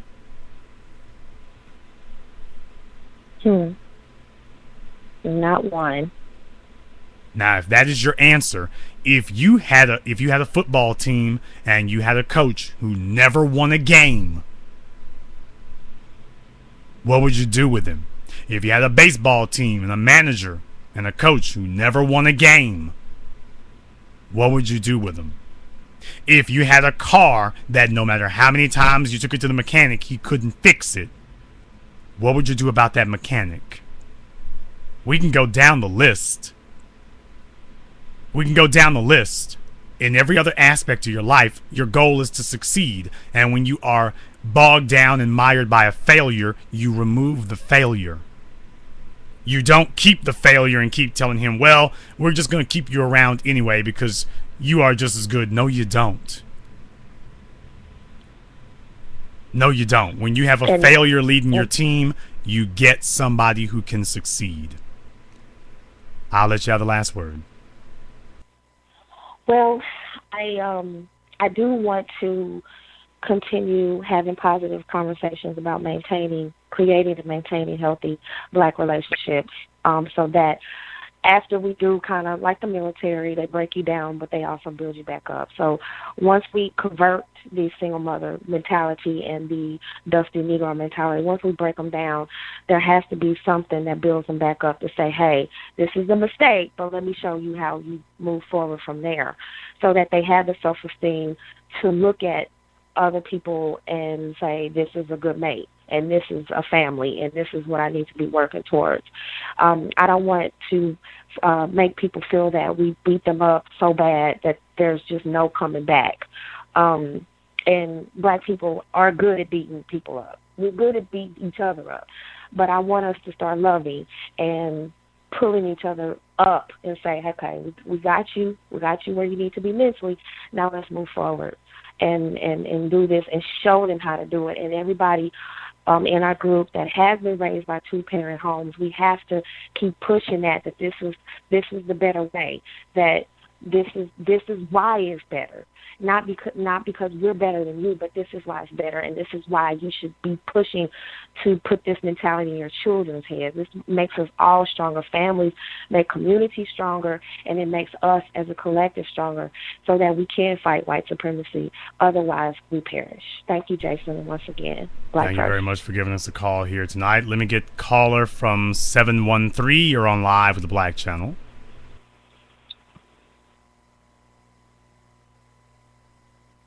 Okay, caller from 713 is having a Molly trip. Let's get caller from 786. You're on live with the Black Channel. Black first. What's your name? Where you calling from? Lonnie from Miami. Lonnie from Miami. What's on your mind, brother? Jason, how do we shut down the black church, since it seems like this is a festering point of where all of our failures are growing at? Brother, you cannot fight a something with a nothing. Tell me, what is the alternative in black society as far as organized institutions? What is the alternative to the black church? Tell me. Right now, it is not. Well then, now, Lonnie, I don't care if you got the worst team in America. I don't care if you're the Detroit Lions or the Tampa Bay Buccaneers. If you show up for a game or you show up for a fight, if you show up for any type of competition and all of your competitors never show up, what are they going to say about the competition? What are they going to say? They're going to say that you won by default, simply by virtue of the fact that nobody else showed up. Well, guess what? That's how it works here.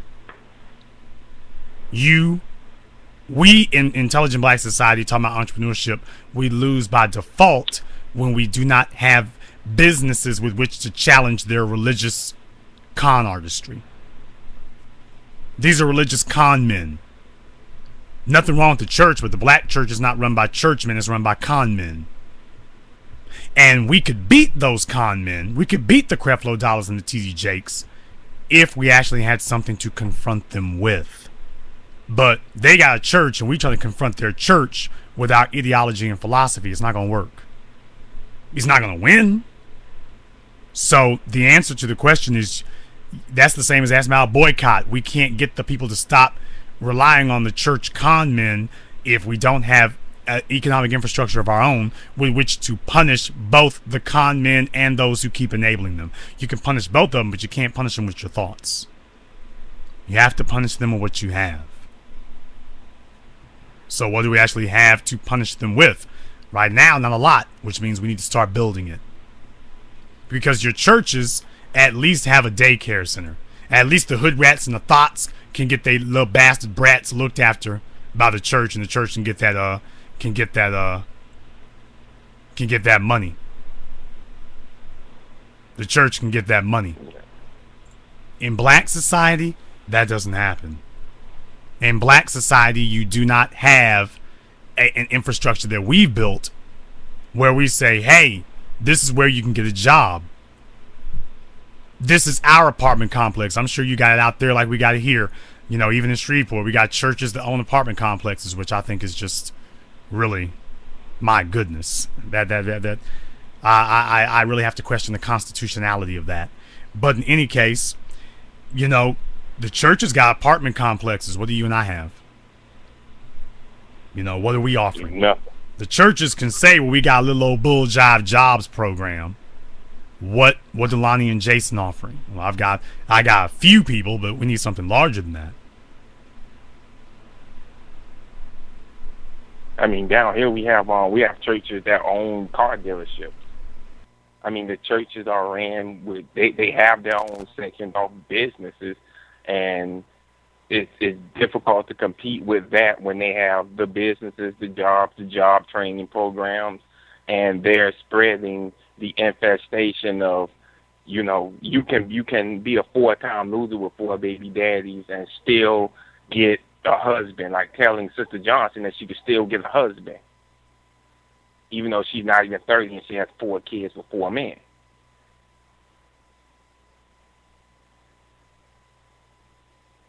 And it just seems like the men don't want to build anything necessarily for that, but down here, especially here in Broward, it's like just a fiesta of black men with non-black women, and they're like, okay, you want something, here we go.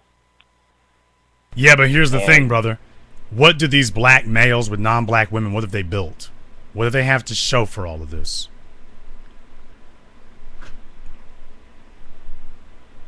The carved out peace in white society. Well, there you go. I mean, they don't have anything to show for it. They've got not a thing to show for it. Black males are so bereft and devoid of accomplishment that they now consider basic sexual activity to be their biggest accomplishment in this world. That's how pathetic the situation has gotten. Now, you and I can talk about that, but brother, until we get to a point that we can punish them, it doesn't matter. Now, in white society, they punish people who get off code. Heidi Klum is on punishment. Show me the next major contract she's going to get. Oh, I wasn't supposed to say that. Okay, well, it's true. It's still true. Tyne Daly, if y'all remember that TV show Cagney and Lacey, she was all right till she brought her husband out. They put her on punishment immediately. Kendra Wilkinson. We can go down the list. We can go down the list. In their societies, they have an apparatus that punishes people for being off code. What do we have? And by the way, the churches can't save you. Let me say that one more time. In white society, they have an apparatus that punishes you, and the churches cannot save you. But see, the punishment is supposed to be isolation, or the punishment is supposed to be poverty.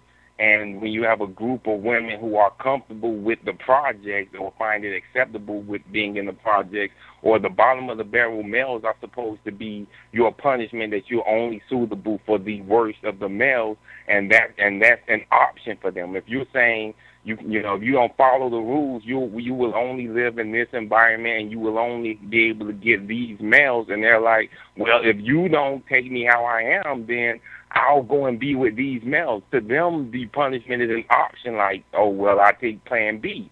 Yeah, I mean, what they say is that, you know, you were just saying is that poverty and having a raggedy male only deserves a raggedy female. Well, the raggedy males and females, we have an epidemic of raggedy males and females, and they're saying, well, you know what?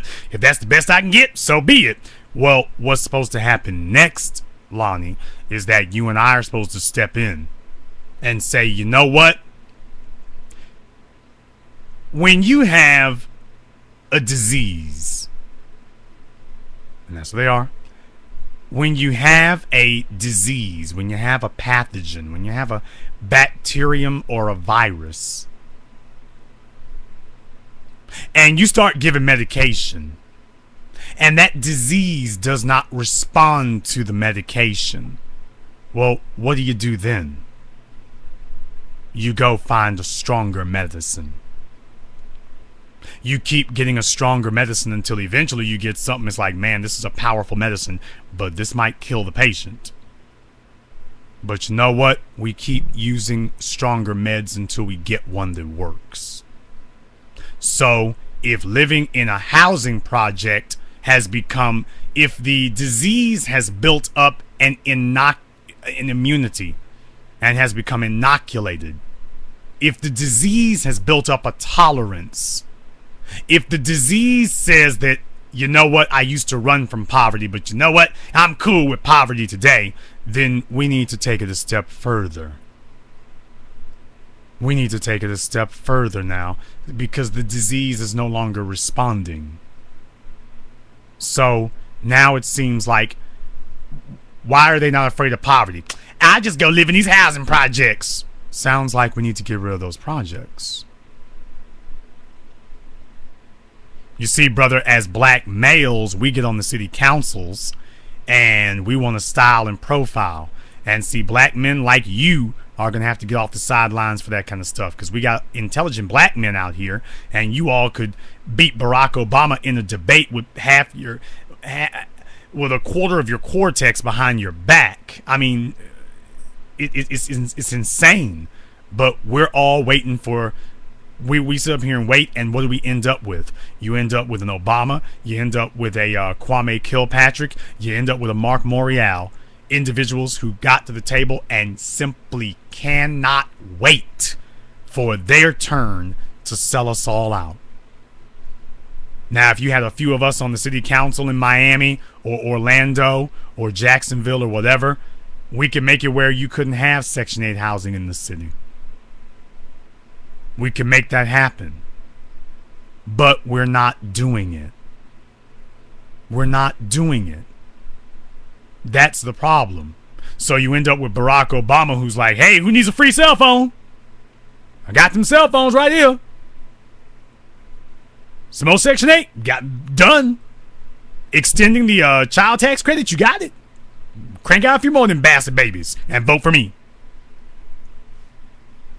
Brother, we can't fight a something with a nothing. We can't fight a something with a nothing. That's got to stop. We can complain about this forever, that's fine, but we cannot fight their something with a nothing. That's not going to work. Yeah, I think that too many of us are trying to be private and not be public, and we need to actually stand up. And I've been guilty of that too, like not standing out because you want to have some privacy, and the people who are going to sign off on the new Section 8 housing they're going to be public. I mean, what you have here, brother, is if we had an infrastructure in place like what we did in Ferguson, you know, we should have been, I wish we could have been more on top of that. We weren't able to. But take a look at Baltimore. That's another opportunity. You got City Councilman Carl Stokes. We need brothers like that. You know that Stephanie Blake is a cancer and a puppet of her white masters. We should already be getting ready to target her. She thinks she's going to run for re-election in 2016. We should already be getting ready to target her. She thinks she's going to run for re-election next year. We should already be targeting her. Already. You see, we spend our time complaining about the things we don't like in the community, but yet where is our bulwark? Where is our movement that says we're going to deal with this from where we are? We're waiting for white folks to come in and build shopping plazas. We're waiting for white people and Asians and Arabs to come in and build our economic base for us, and it's not going to happen. These people are not going to build these stores and give them to us so that we will have an economic base with which to go and buy the politicians and the public policy that we need. Brother, if you and I got a public policy, we got to pay for it ourselves. You've heard me say that before. If you want better schools, better clothing, better cars, better women, better politicians, you are going to have to pay for all of it. You're going to have to pay the price tag. You got to. And what's missing is that we are trying to figure out a way to get other people to give us the things we need. That's not going to work, man. It's not going to work. We will sit here and die and wither on the vine waiting for somebody else to step in and do these things for us. That will never happen. So if you want that to change, Lonnie, you got to get together with 3-4 other brothers out there, and y'all got to have it. First, we're going to build these businesses. Then we're going to go after the city council. It's got to be an agenda. Got to be an agenda. If you don't have that, forget it. The rest is over. You want them bastard baby makers and the housing projects and the drug idiots out of your community, you're going to have to take control of the public policy, and that means you're going to have to get your money together. So that when a politician does not do your bidding, you know that their puppets of white supremacy, you can prop up a puppet of black empowerment. They brought their man that they paid for, you brought yours that you paid for. That's the way it works.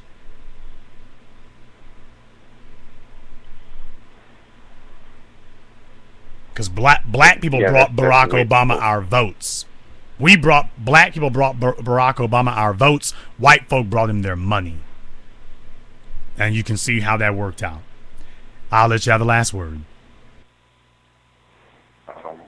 Well, that's the only way that we're going to actually get out of this, and some brothers are just going. We got to get out of being private and out of the shadows and out of popping in and build that something else. Black first. Black first, brother. Thank you very much for joining us here tonight. Let's go ahead and see if we can take caller from 856. You're on live with the Black Channel. How you doing, brother? This is Will Weeks. Will Weeks, sounds like your phone is muted or something. You got your face over it.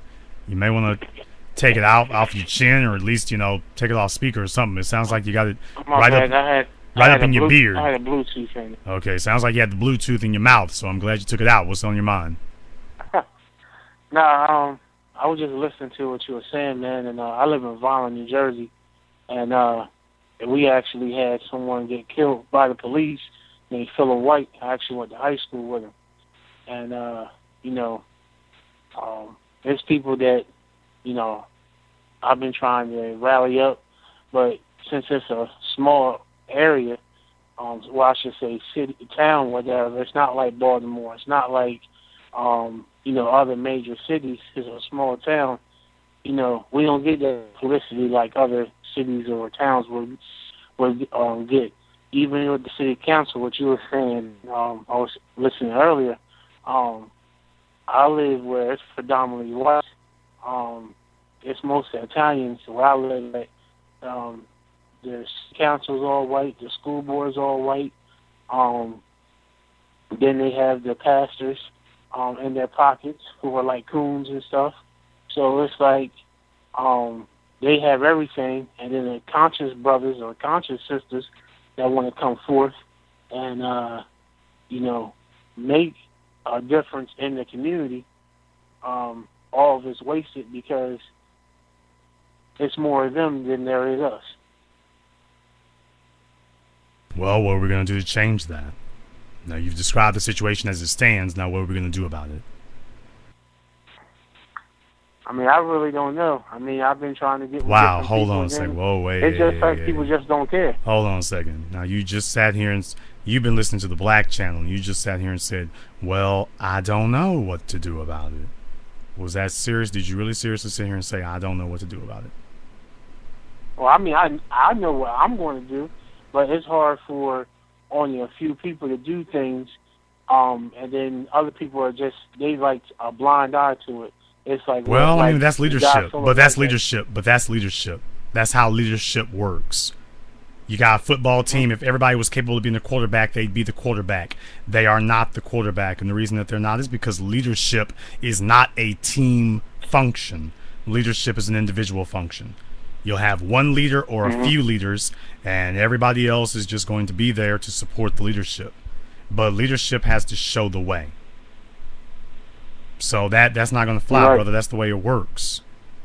Your job is to lead. You try and figure out some way you can get somebody else to step up and lead. Not going to happen. And as a black male, you should be happy about that, because leadership means that you get to set the rules. But black males are so desperate to get somebody else to give us our daily bread that it doesn't bother us to have other people running our lives for us. Other people are humiliated to have somebody else running their life for them. Black males, that doesn't humiliate us. Lonnie just talked about that. What do you do with people who are okay and happy being broke and destitute and other people smacking them on the ass like they're hoe? We don't have a problem with that. Y'all got to get off of that, man. If you're going to be the last man standing, let it be. If that's what it's going to be, then let it be what it's going to be.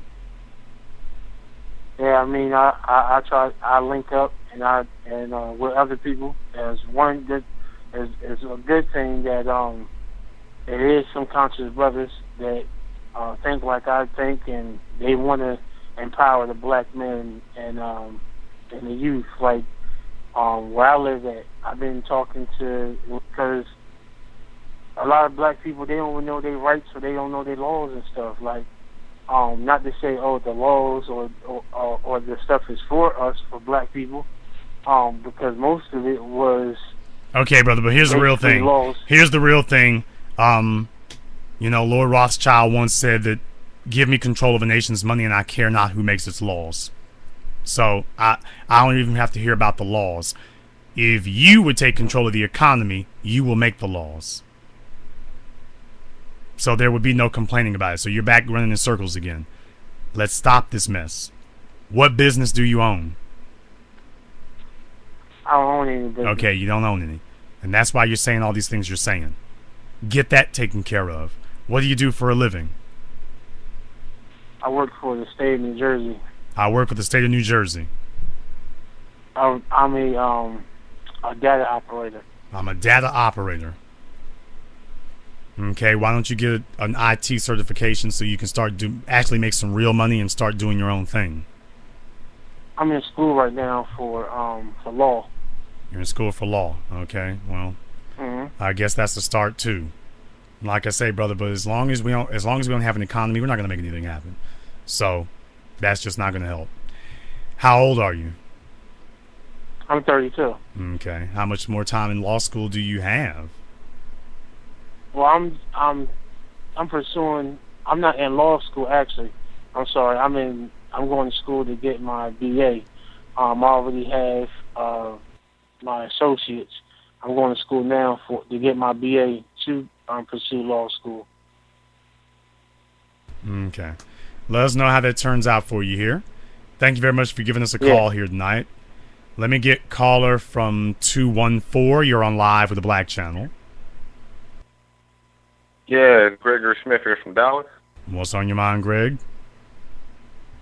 Yeah, man, I've been listening to the show. I kind of late on the show today, but I wanted to call to get some advice on big project I'm working on. I was a big fan of 7 a.m. I went and checked it out here in Dallas. I was a little upset that it wasn't sold out like many other cities that you were showing it in, but I guess we just got some work to do here in Dallas. But lately I've been I'm in the final stages of wrapping up my own film. It's a documentary that I'm doing just for the city of Dallas alone, and I'm only showing it in Dallas. Well, DFW. And I always did short videos and short films just for friends, doing stuff on Facebook and such. But I just want to do something bigger. You know what I'm saying? I just feel like I got this talent and film that I've been working on, so it's time for me to make some money off of it and put it into bigger and better things. So I know that you generate a lot of money for the 7 a.m., so I wanted to get some feedback on where I should be running regarding funding. So what I've been doing so far, I'm showing it in local theaters around DFW, but the making of the film, putting the film together, the editing, the website, everything so far I put out with my own money. I haven't went out to no investors or nothing like that.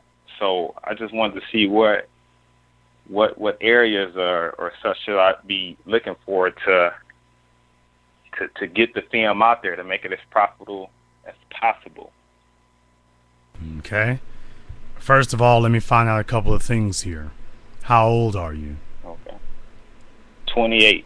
Okay, you're 28 years old. How long have you been working on this movie or this film? I've been working on it about 10 months. It was me and another guy at first. The other guy quit on me.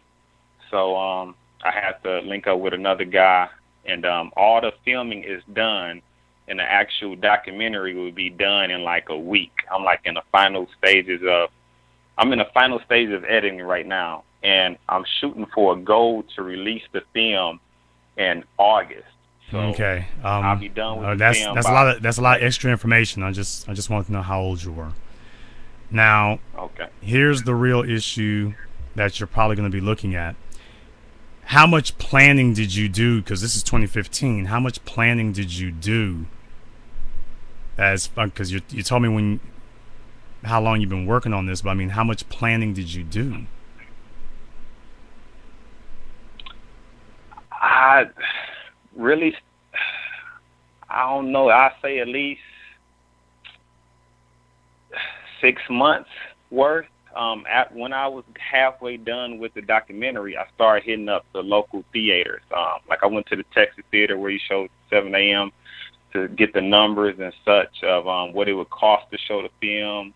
So I got all my numbers regarding showing the film at different locations. Documentary listen. Okay, brother. I don't know what it is about black folks today. They like hearing themselves talk. You ask black people for information, and they give you a speech and an exegesis. They don't actually answer your questions. And that is the reason that black people routinely fail to get funding, because an investor ain't got time for your bull jive and you're talking in circles. Because once you start talking in circles, he starts smelling fraud. So when he asks you a straightforward question, you need to answer his question as quickly and as few words as possible. When you start giving a story, he knows that you're full of crap and it's time for him to move on and find somebody else. So let's try this again. How long have you been working on your documentary? About 10 months. 10 Okay. months in May. How much preparation did you do in the lead up to starting this documentary? I prepped for like 3 months. Me and a buddy of mine, 3 months. Okay, and define preparation. I figured out what doctors, trainers, nutritionists. I target all the big time people in without. The documentary is based on health, and we focus on all the big time people that focus on weight loss and such around the city that we was gonna put in the film. I prepped those people. I linked up with those people, got that done, which are in the film, and I went from there.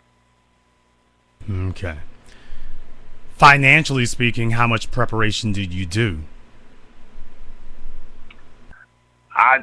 Financially, I saved like about $1,500.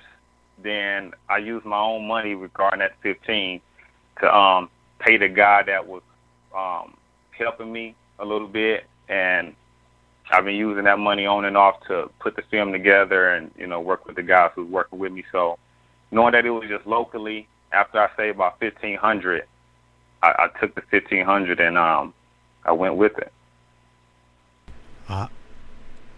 That's rather amazing. How do you do a film for $1,500? What you mean, like how I put it together for $1,500? Well, yeah. I mean, what kind of equipment did you use?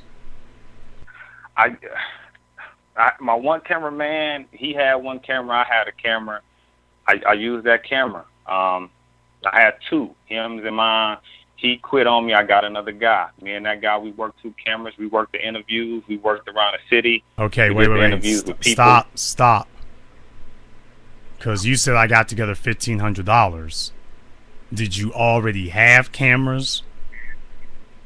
Yes. Okay. I already had a camera. $1,500 is just. Okay. What kind of camera? What kind of camera did you have? I forgot what kind of camera he got. It's good quality. That's all I was caring about. But you said you had one. So what kind of camera did you have? Well, I used my camera that I've been having for like 3 years, like a JVC that I got from Best Buy like 2 years ago, and it's good quality. But the camera is straight. The best thing that we used was the Premiere on the computer. That's what really brought the documentary to light. So just 2 basic cameras.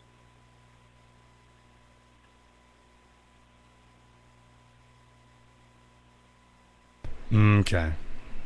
Well, I guess some folk, you got to start somewhere, I suppose, if it's your first film effort. Here's the real issue that I have here. You say at no time have you told me anything about your networking. None whatsoever.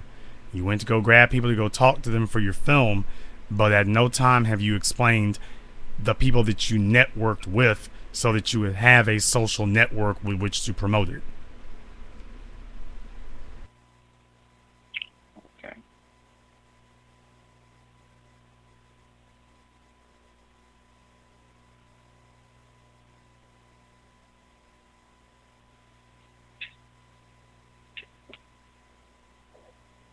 Want me to tell you about that?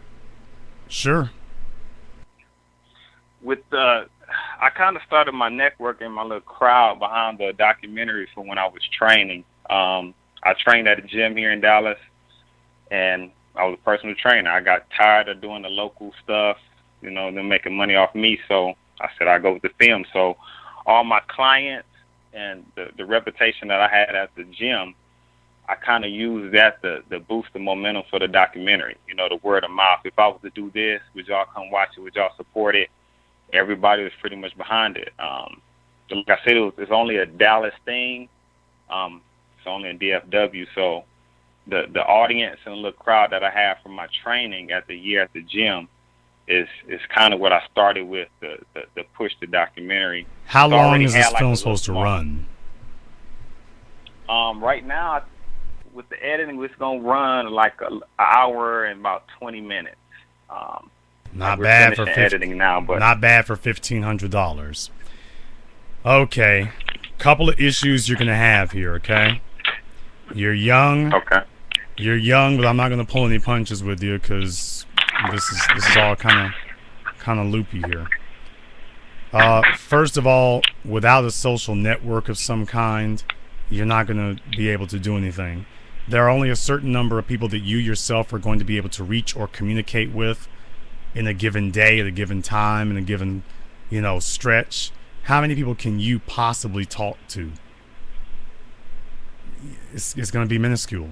Well, it's just in Dallas. Yeah, that means you should have 2 or 3 million people potentially you can talk to. And plus, since you're staying there and living there, that means, unlike me, you are not just parachuting through town. You actually have the ability to focus on it. So that's the next thing. Yeah.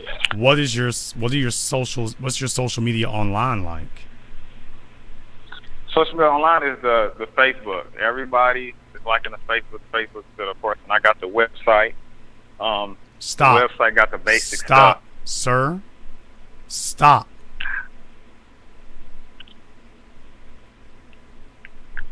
I asked you what was your social media like, and you went off on a tangent about websites. And the reason that you did that was because you do not actually want to talk about what you're doing on social media because you're not actually doing anything. And that's why you ran right past it and tried to go on to something else because you know you haven't actually done anything. Nobody plans to fail. We only fail to plan. And you have failed to plan.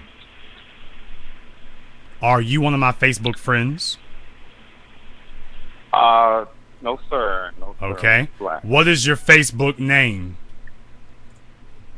My Facebook name is G. Allen Smith. That's good. G. Allen Allen Smith. That's great.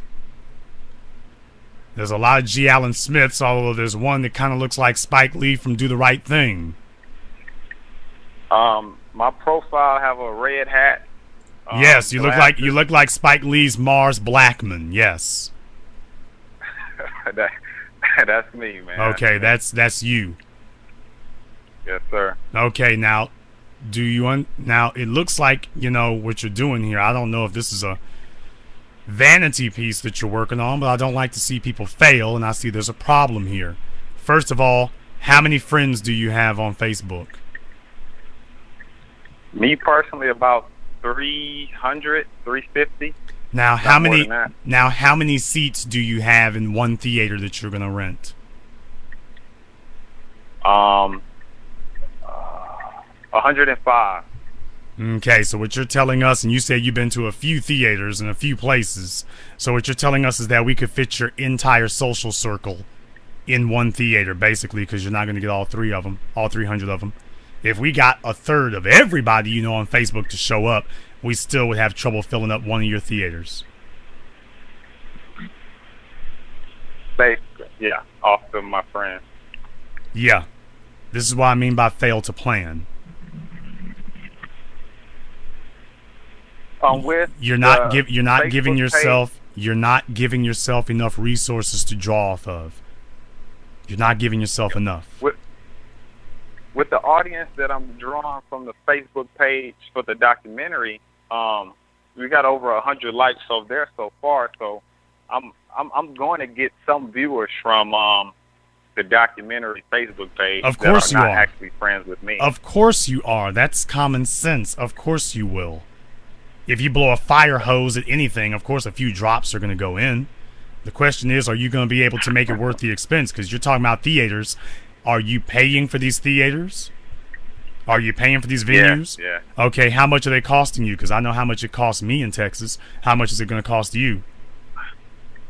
The main theater I'll be at, which is Angelica, is $365 for one theater.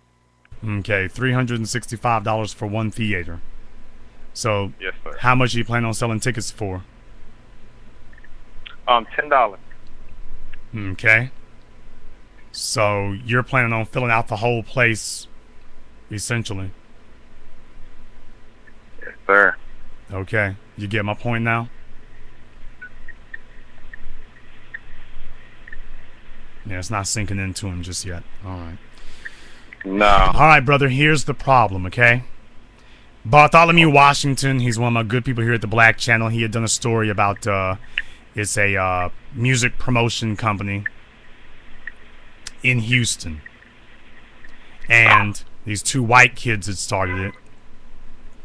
And what they were doing, basically, they had explained that, you know, it's amazing that they're in school for media, and yet there are no courses at their college that teach how to use Facebook and Twitter to promote yourself in music. They don't have any. Now, what does that tell you? What that tells you is that these things are critical and crucial.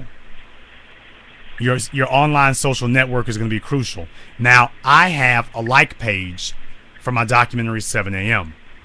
That like page, thank you to Mark Zuckerberg's overwhelming intrusiveness, that like page gives me a wealth of information. It tells me where people are from, tells me their ages, their gender. It gives me a lot of good information that I can use. YouTube does the same thing. YouTube does the same thing. Okay. I don't just use one platform. Twitter does the same thing also. I use everything. But more than that, I cultivate my connections online. So in reality, you know, with a reach of 50,000 people or whatever, I target other people who have large followings of their own. So my reach is actually somewhere around 500,000 to 1 million at any one time if I really want to put something out. So I didn't just get online and throw out a bunch of friend requests. I scrutinize my friend requests. I see, if this person has 10 friends and this other person has 3,000, guess who I'm going to click like on? Guess who I'm going to start sending messages to? So I don't just do things haphazard. I do it strategically. I know why I'm doing it. That's how you run a business. A business doesn't just do things. A business does smart things. And you're not doing it smart right now, man. You're doing things, but you're flopping around like a fish. And that's not a good idea.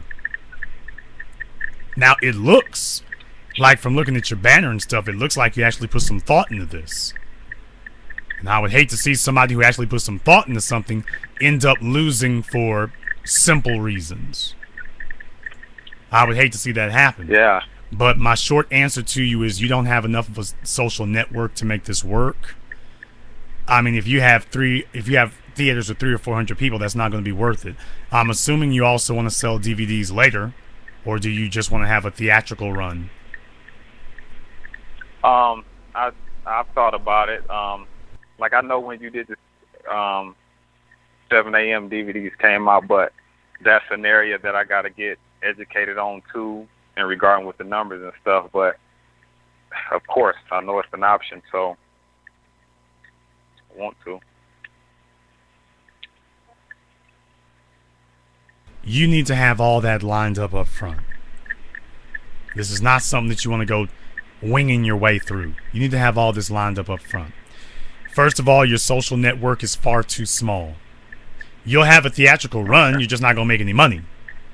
Second of all, you have not done enough work, enough groundwork to prepare yourself to bring this thing out. You can bring it out, but you're not going to make much money. Third of all, you haven't made the necessary connections to be able to properly market, promote, and distribute yourself. You can do it, but you're not going to make a lot of money at it. You're not going to make much money at it. So that's why I said I guess this is a vanity project, because I don't see the key pieces in place. I didn't just set up a Facebook account and say, hey, let's make a documentary. I've been beating these streets now for a decade, and then 7 a.m. came. I have a bunch of people who hit me up all the time on Twitter wanting me to retweet about their documentaries. These are people I don't know. They've never contacted me before, but they heard about 7 a.m. and they just figure I'll just retweet them for the hell of it. I don't do that. I don't do that. Because I need to see what in the world's going on here. Folks sit up here and think that, well, I'll just spam everybody about my movie and people will watch it, and then you don't like spam in your inbox, but all of a sudden you've become the type of person that you say you don't want in your inbox. How does that work? So my advice to you will be, you need to work on that. I think that you need to spend the rest of your time trying to expand your social network as much as humanly possible. Okay. That would be the next thing you need to do. Last thing is, you say you haven't even finished filming yet. How are you going to edit this thing? Me and guys that I'm editing with, we editing on a Premiere thing on the computer. It's pretty good so far. We'll be done, I say, probably by the end of this week. So, and it's going to be like an hour and 20 minutes. So. Now, did you realize came together. Did you realize that I asked you how you were going to edit it, and once again you did not answer my question? So this tells me what kind of editing you're going to do and what kind of movie you're putting out, because you are unable to maintain a train of thought for even a sentence. I apologize. How are you planning on editing this movie? We're editing it on the software called Premiere. On okay, Adobe computer. Premiere. All right, that tells me about that platform for it. So, like I say, you may want to start looking into color correction and grading and things like that, so you can actually make your movie look like, you know, a movie, among other things. Yeah. Those are going to be some things you're going to want to look into. But right now, more than anything, if your plan is to make any type of money at this, you've kind of handicapped yourself. You've really handicapped yourself. It's going to be hard for you to get off the ground. So I would be looking at that. You may need to postpone this 6 months or a year so that you can build up a proper social network, so that when it is actually time to go to theater and go to DVD, you won't have just some big rooms with empty people. Because I've got thousands of people on my 7 a.m. like page. Got thousands of people there, but that does not mean that thousands of people are going to show up at the theater. I would say for every 5 people who like it, you may have 1 who shows up to actually see it. So these things take time. But right now you put yourself at a huge disadvantage. I would give myself 6 months or a year to actually get a social network together, so that the thing about building buzz is that people are supposed to come looking for you. And if you follow me for any length of time, you see people are always asking about 7 a.m., 7 a.m. When can I get the DVD? Where can I get it at? 7 a.m. I built a buzz for it. I built demand for it. You have not done that. It's going to be difficult. In the city of Dallas, there's no reason why you shouldn't be able to rent 300, 500 room theater and sell it out. No reason. None at all.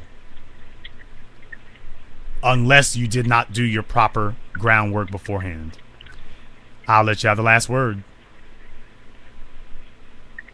Yeah, I appreciate it. I'm learning so much just from my just one film, and I've been thinking about postponing it to just get a better turnout, but it's just locally, so I'm learning everything ground wise, and I'm gonna just go with it. It's my first indie film, so I've been learning a lot ever since I've been working on it, but I enjoy 7 a.m., man, and I know you got a lot of people to come watch it, so I just want to get some real feedback from somebody who had already done it. But well, what I've done is I've sent it, you a friend request on Facebook, okay?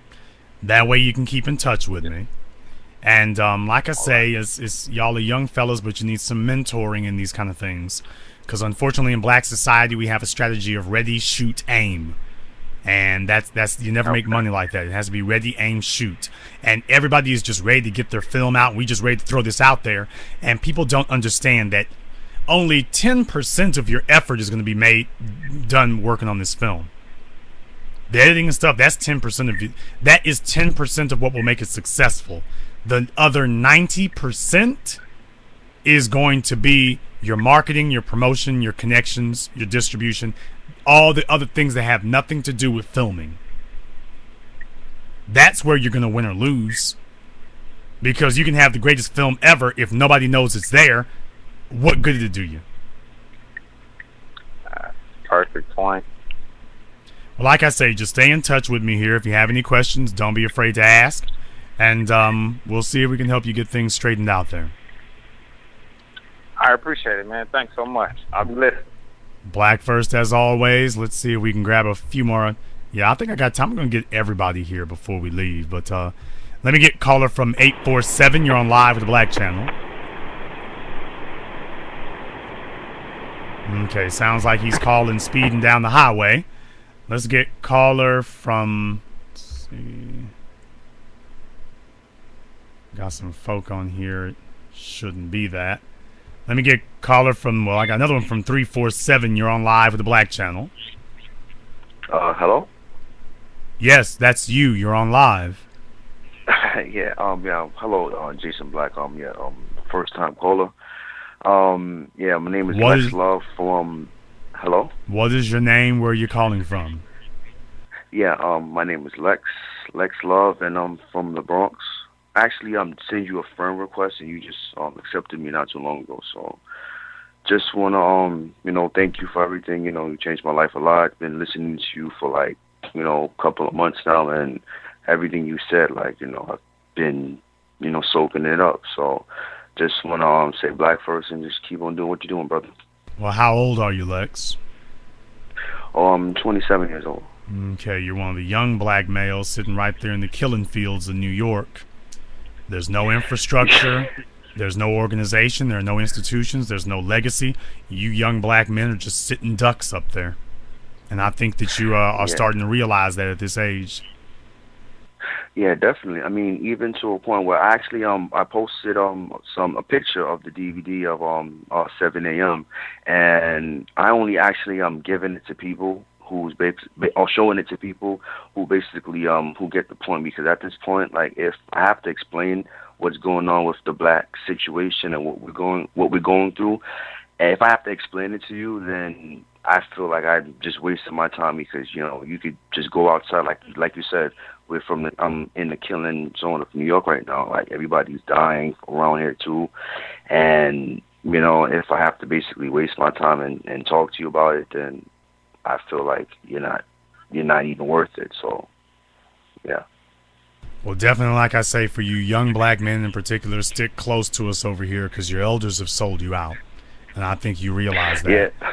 They haven't left you anything. Yeah. You're out here fighting people who are armed with an economy, armed with a political structure, armed with a social structure, and we got baby mamas, dusty niggas, and a bunch of folk out here talking about praying, and you're realizing that that's not going to work. Yeah, it's not going to work, and I thank you so much, too, because, I was dealing in a relationship that I basically felt like I had to be in, with this dusty girl. Thank God she didn't have any kids, but, she was, she was classified, I guess, like, as a hood rat, though, and I just felt, like, obligated, like, I had to, like, talk to her, but just talking to you understand, changed me, like, dramatically. Why would you feel obligated to talk to somebody?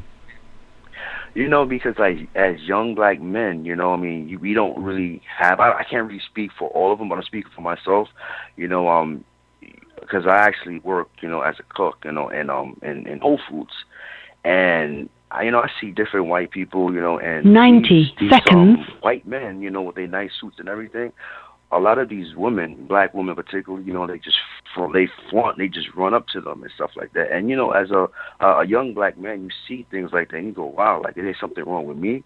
So the things that basically, the girls that basically run after me are the girls that I basically had before. The dusty ones who. Well, yeah, but I mean, do you hear what you just said there, though? Yeah.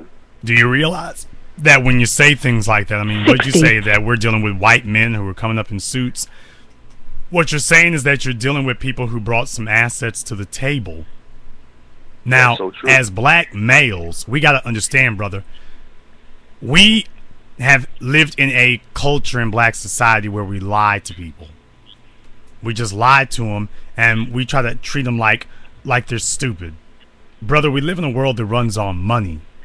And as males, we have to understand that our ability to create money is what establishes and validates our leadership ability. because money is a problem. Money is a problem in this world, and women will gravitate to the man who is most able to solve problems. Now, if she's got financial problems and you can't do nothing to help her, guess what? She is going to gravitate to a guy who actually can. And this nonsense that we bought into as a people, that our women have some type of racial allegiance to us. I think that you're finding out the hard way there in Miami. All you guys around the country in these cities are saying the same things. Oh, they're interracialism. What you're finding out is that there is no racial solidarity. Because, unfortunately, racial solidarity stops at the cash register. And these females are going for the guy who is able to do that. We want them to have racial allegiance regardless of our ability to produce or benefit. And that is a lazy bastard liar who tells you that. You should not have a woman if you don't provide, if you cannot benefit her. You shouldn't have a woman. You need to get your ass together before you start talking about getting a female. But if your act isn't together, you shouldn't. You don't deserve a female. You don't deserve one. So you end up settling for a half female. That's what you end up settling for. You're so right. And one more question, though. One more question. I'm so sorry to hold you up. Someone who is basically about black empowerment and everything. Do you feel like the interracial thing is not really a good way to be? Do you think, or do you support interracial or that word? You know, like when you dating non-black women and stuff like that. Do you agree with that or not necessarily? The problem with black people dating interracially today is that black people are doing it from a sick perspective and a sick standpoint. Okay. We are people who are trying to use other people, and we're dating other people strictly based on their race, and that's why I call it interracialism. Like you talk about racism, it's interracialism, and we are trying to validate ourselves by grafting another race onto us. You're not seeing value in yourself. You're trying to snuggle up with a non-black person because you hate yourself. And that's the worst possible reason to date anybody, is because you hate yourself. So at this point in our development, brother, we got to get ourselves together before we start talking about hooking up with other people. We talking about interracial love. We haven't even perfected black love yet. What the hell are you talking about interracial love? Yeah, that is so true. Do you think, like with Martin Luther King and Malcolm X, if they was in interracial relationships, do you think they would have that much followers as they did from before? Once again, we gotta get black communities stable. No, it's just a question that I was always thinking, like, what if they had like non-black women, like would they have that much followers, or would it not be as much, or how? Well, probably not, because we have not perfected ourselves as a people. If you're going to talk to black people, then that includes the black family and everything else. It's one thing to just talk about economics, but if you are talking about black people's social situation as a whole, and you're speaking on that, then like I say, I mean, that would be problematic. So in any case, though, the real issue is that we have not finished creating a black community yet. We haven't done that yet. So until you get that taken care of, you are approaching everybody else from a sick perspective. And that's the problem with doing that. In any case, thank you very much for giving us a call tonight. Please do give us a call here again. As always, Black First. Let me see if I can grab another caller here. Caller from 586. You're on live with the Black Channel. Okay, caller from 586 is contacting us from beneath the bridge. I'll take one more call here. Let me get caller from 713. You're on live with the Black Channel. Hey, Jason Black. How you doing? This is Roderick from Houston. Roderick from Houston. What's on your mind? I'm giving you a call. Okay, brother. It sounds like you got 3 joints in your mouth. You're talking real slow and real low. Can you wake up a little bit there? Yes, sir. I'm sorry. I want to start a business. I make soap, and I wanted to learn how to get legit with my taxes, and with my name and get on out there and start doing it. Okay, you want to get legit with your taxes and your name. First of all, you need to have a CPA. Yes. That's the first thing you need. That's actually more important than having a tax attorney. A tax attorney helps you if there are problems with your taxes. A CPA helps you to file your taxes. And they have to be versed on the laws of what's legal and what's not, and what's needed and what's not, and what you can report and what you don't have to report. So you need a CPA. He will answer those questions of what do you need to do.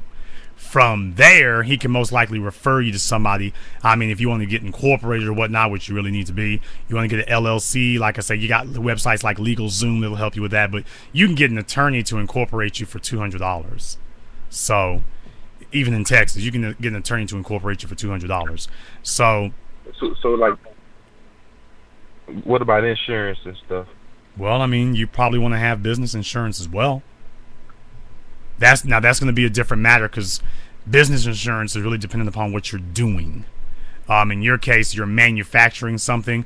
That's going to depend on whether or not you're out of state or whatever.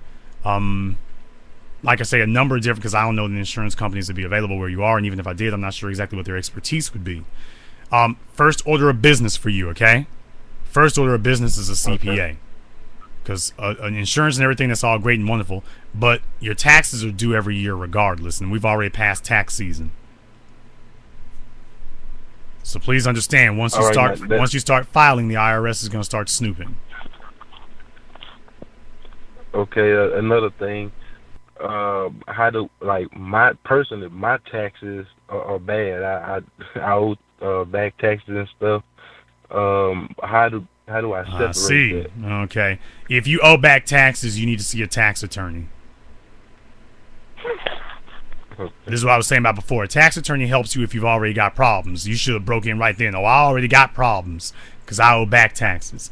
Now, you may be able to call up the IRS. How much do you owe? You say $3,000? Probably close to 10. Okay. About $10,000. You're probably going to want to contact the IRS and see if you can work out anything. If you cannot, you probably want to contact a tax attorney so they can negotiate that for you. But you really need to get on the payment plan. They may be able to remove some of the debt for you, but you really want to get on the payment plan because you're racking up penalties the more you wait, and that will not go away. At some point, they're going to take legal action against you. And even if they don't, they will basically attach a lien to your tax returns. Now, that's something you can live without. Once the IRS gets on your back, they don't get off of it. So don't let this get any further.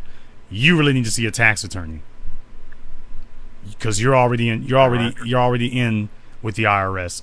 You need a CPA, but you need a tax attorney. Although I think you knew that when you called me. Yes, sir. Okay. If you do not know a tax attorney, you're probably going to want to start asking your family and friends about that first, okay?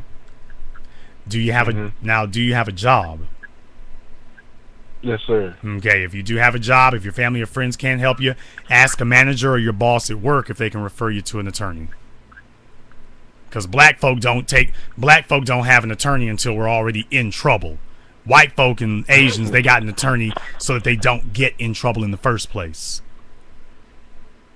Because let me tell you, you won't pay that tax attorney anywhere close to $10,000 if you're not already in trouble. Once you get in trouble, it becomes a foot race. But you hire an attorney and a CPA to make sure you never have to pay that $10,000 to begin with. So like I say, first thing, if you don't know one, ask them, one of those people, to be able to refer you to somebody. Don't fall in love with your tax attorney. At some point, you're going to fire him anyway until you find somebody that you're really in love with, but don't fall in love with an attorney, period, because I've got a bunch of attorneys I've had, and I've had even more if I had to fire. So don't fall in love with an attorney, but this is not going to be... You can call the IRS, see if you can work something out, but most likely this is not going to be something you can resolve on your own.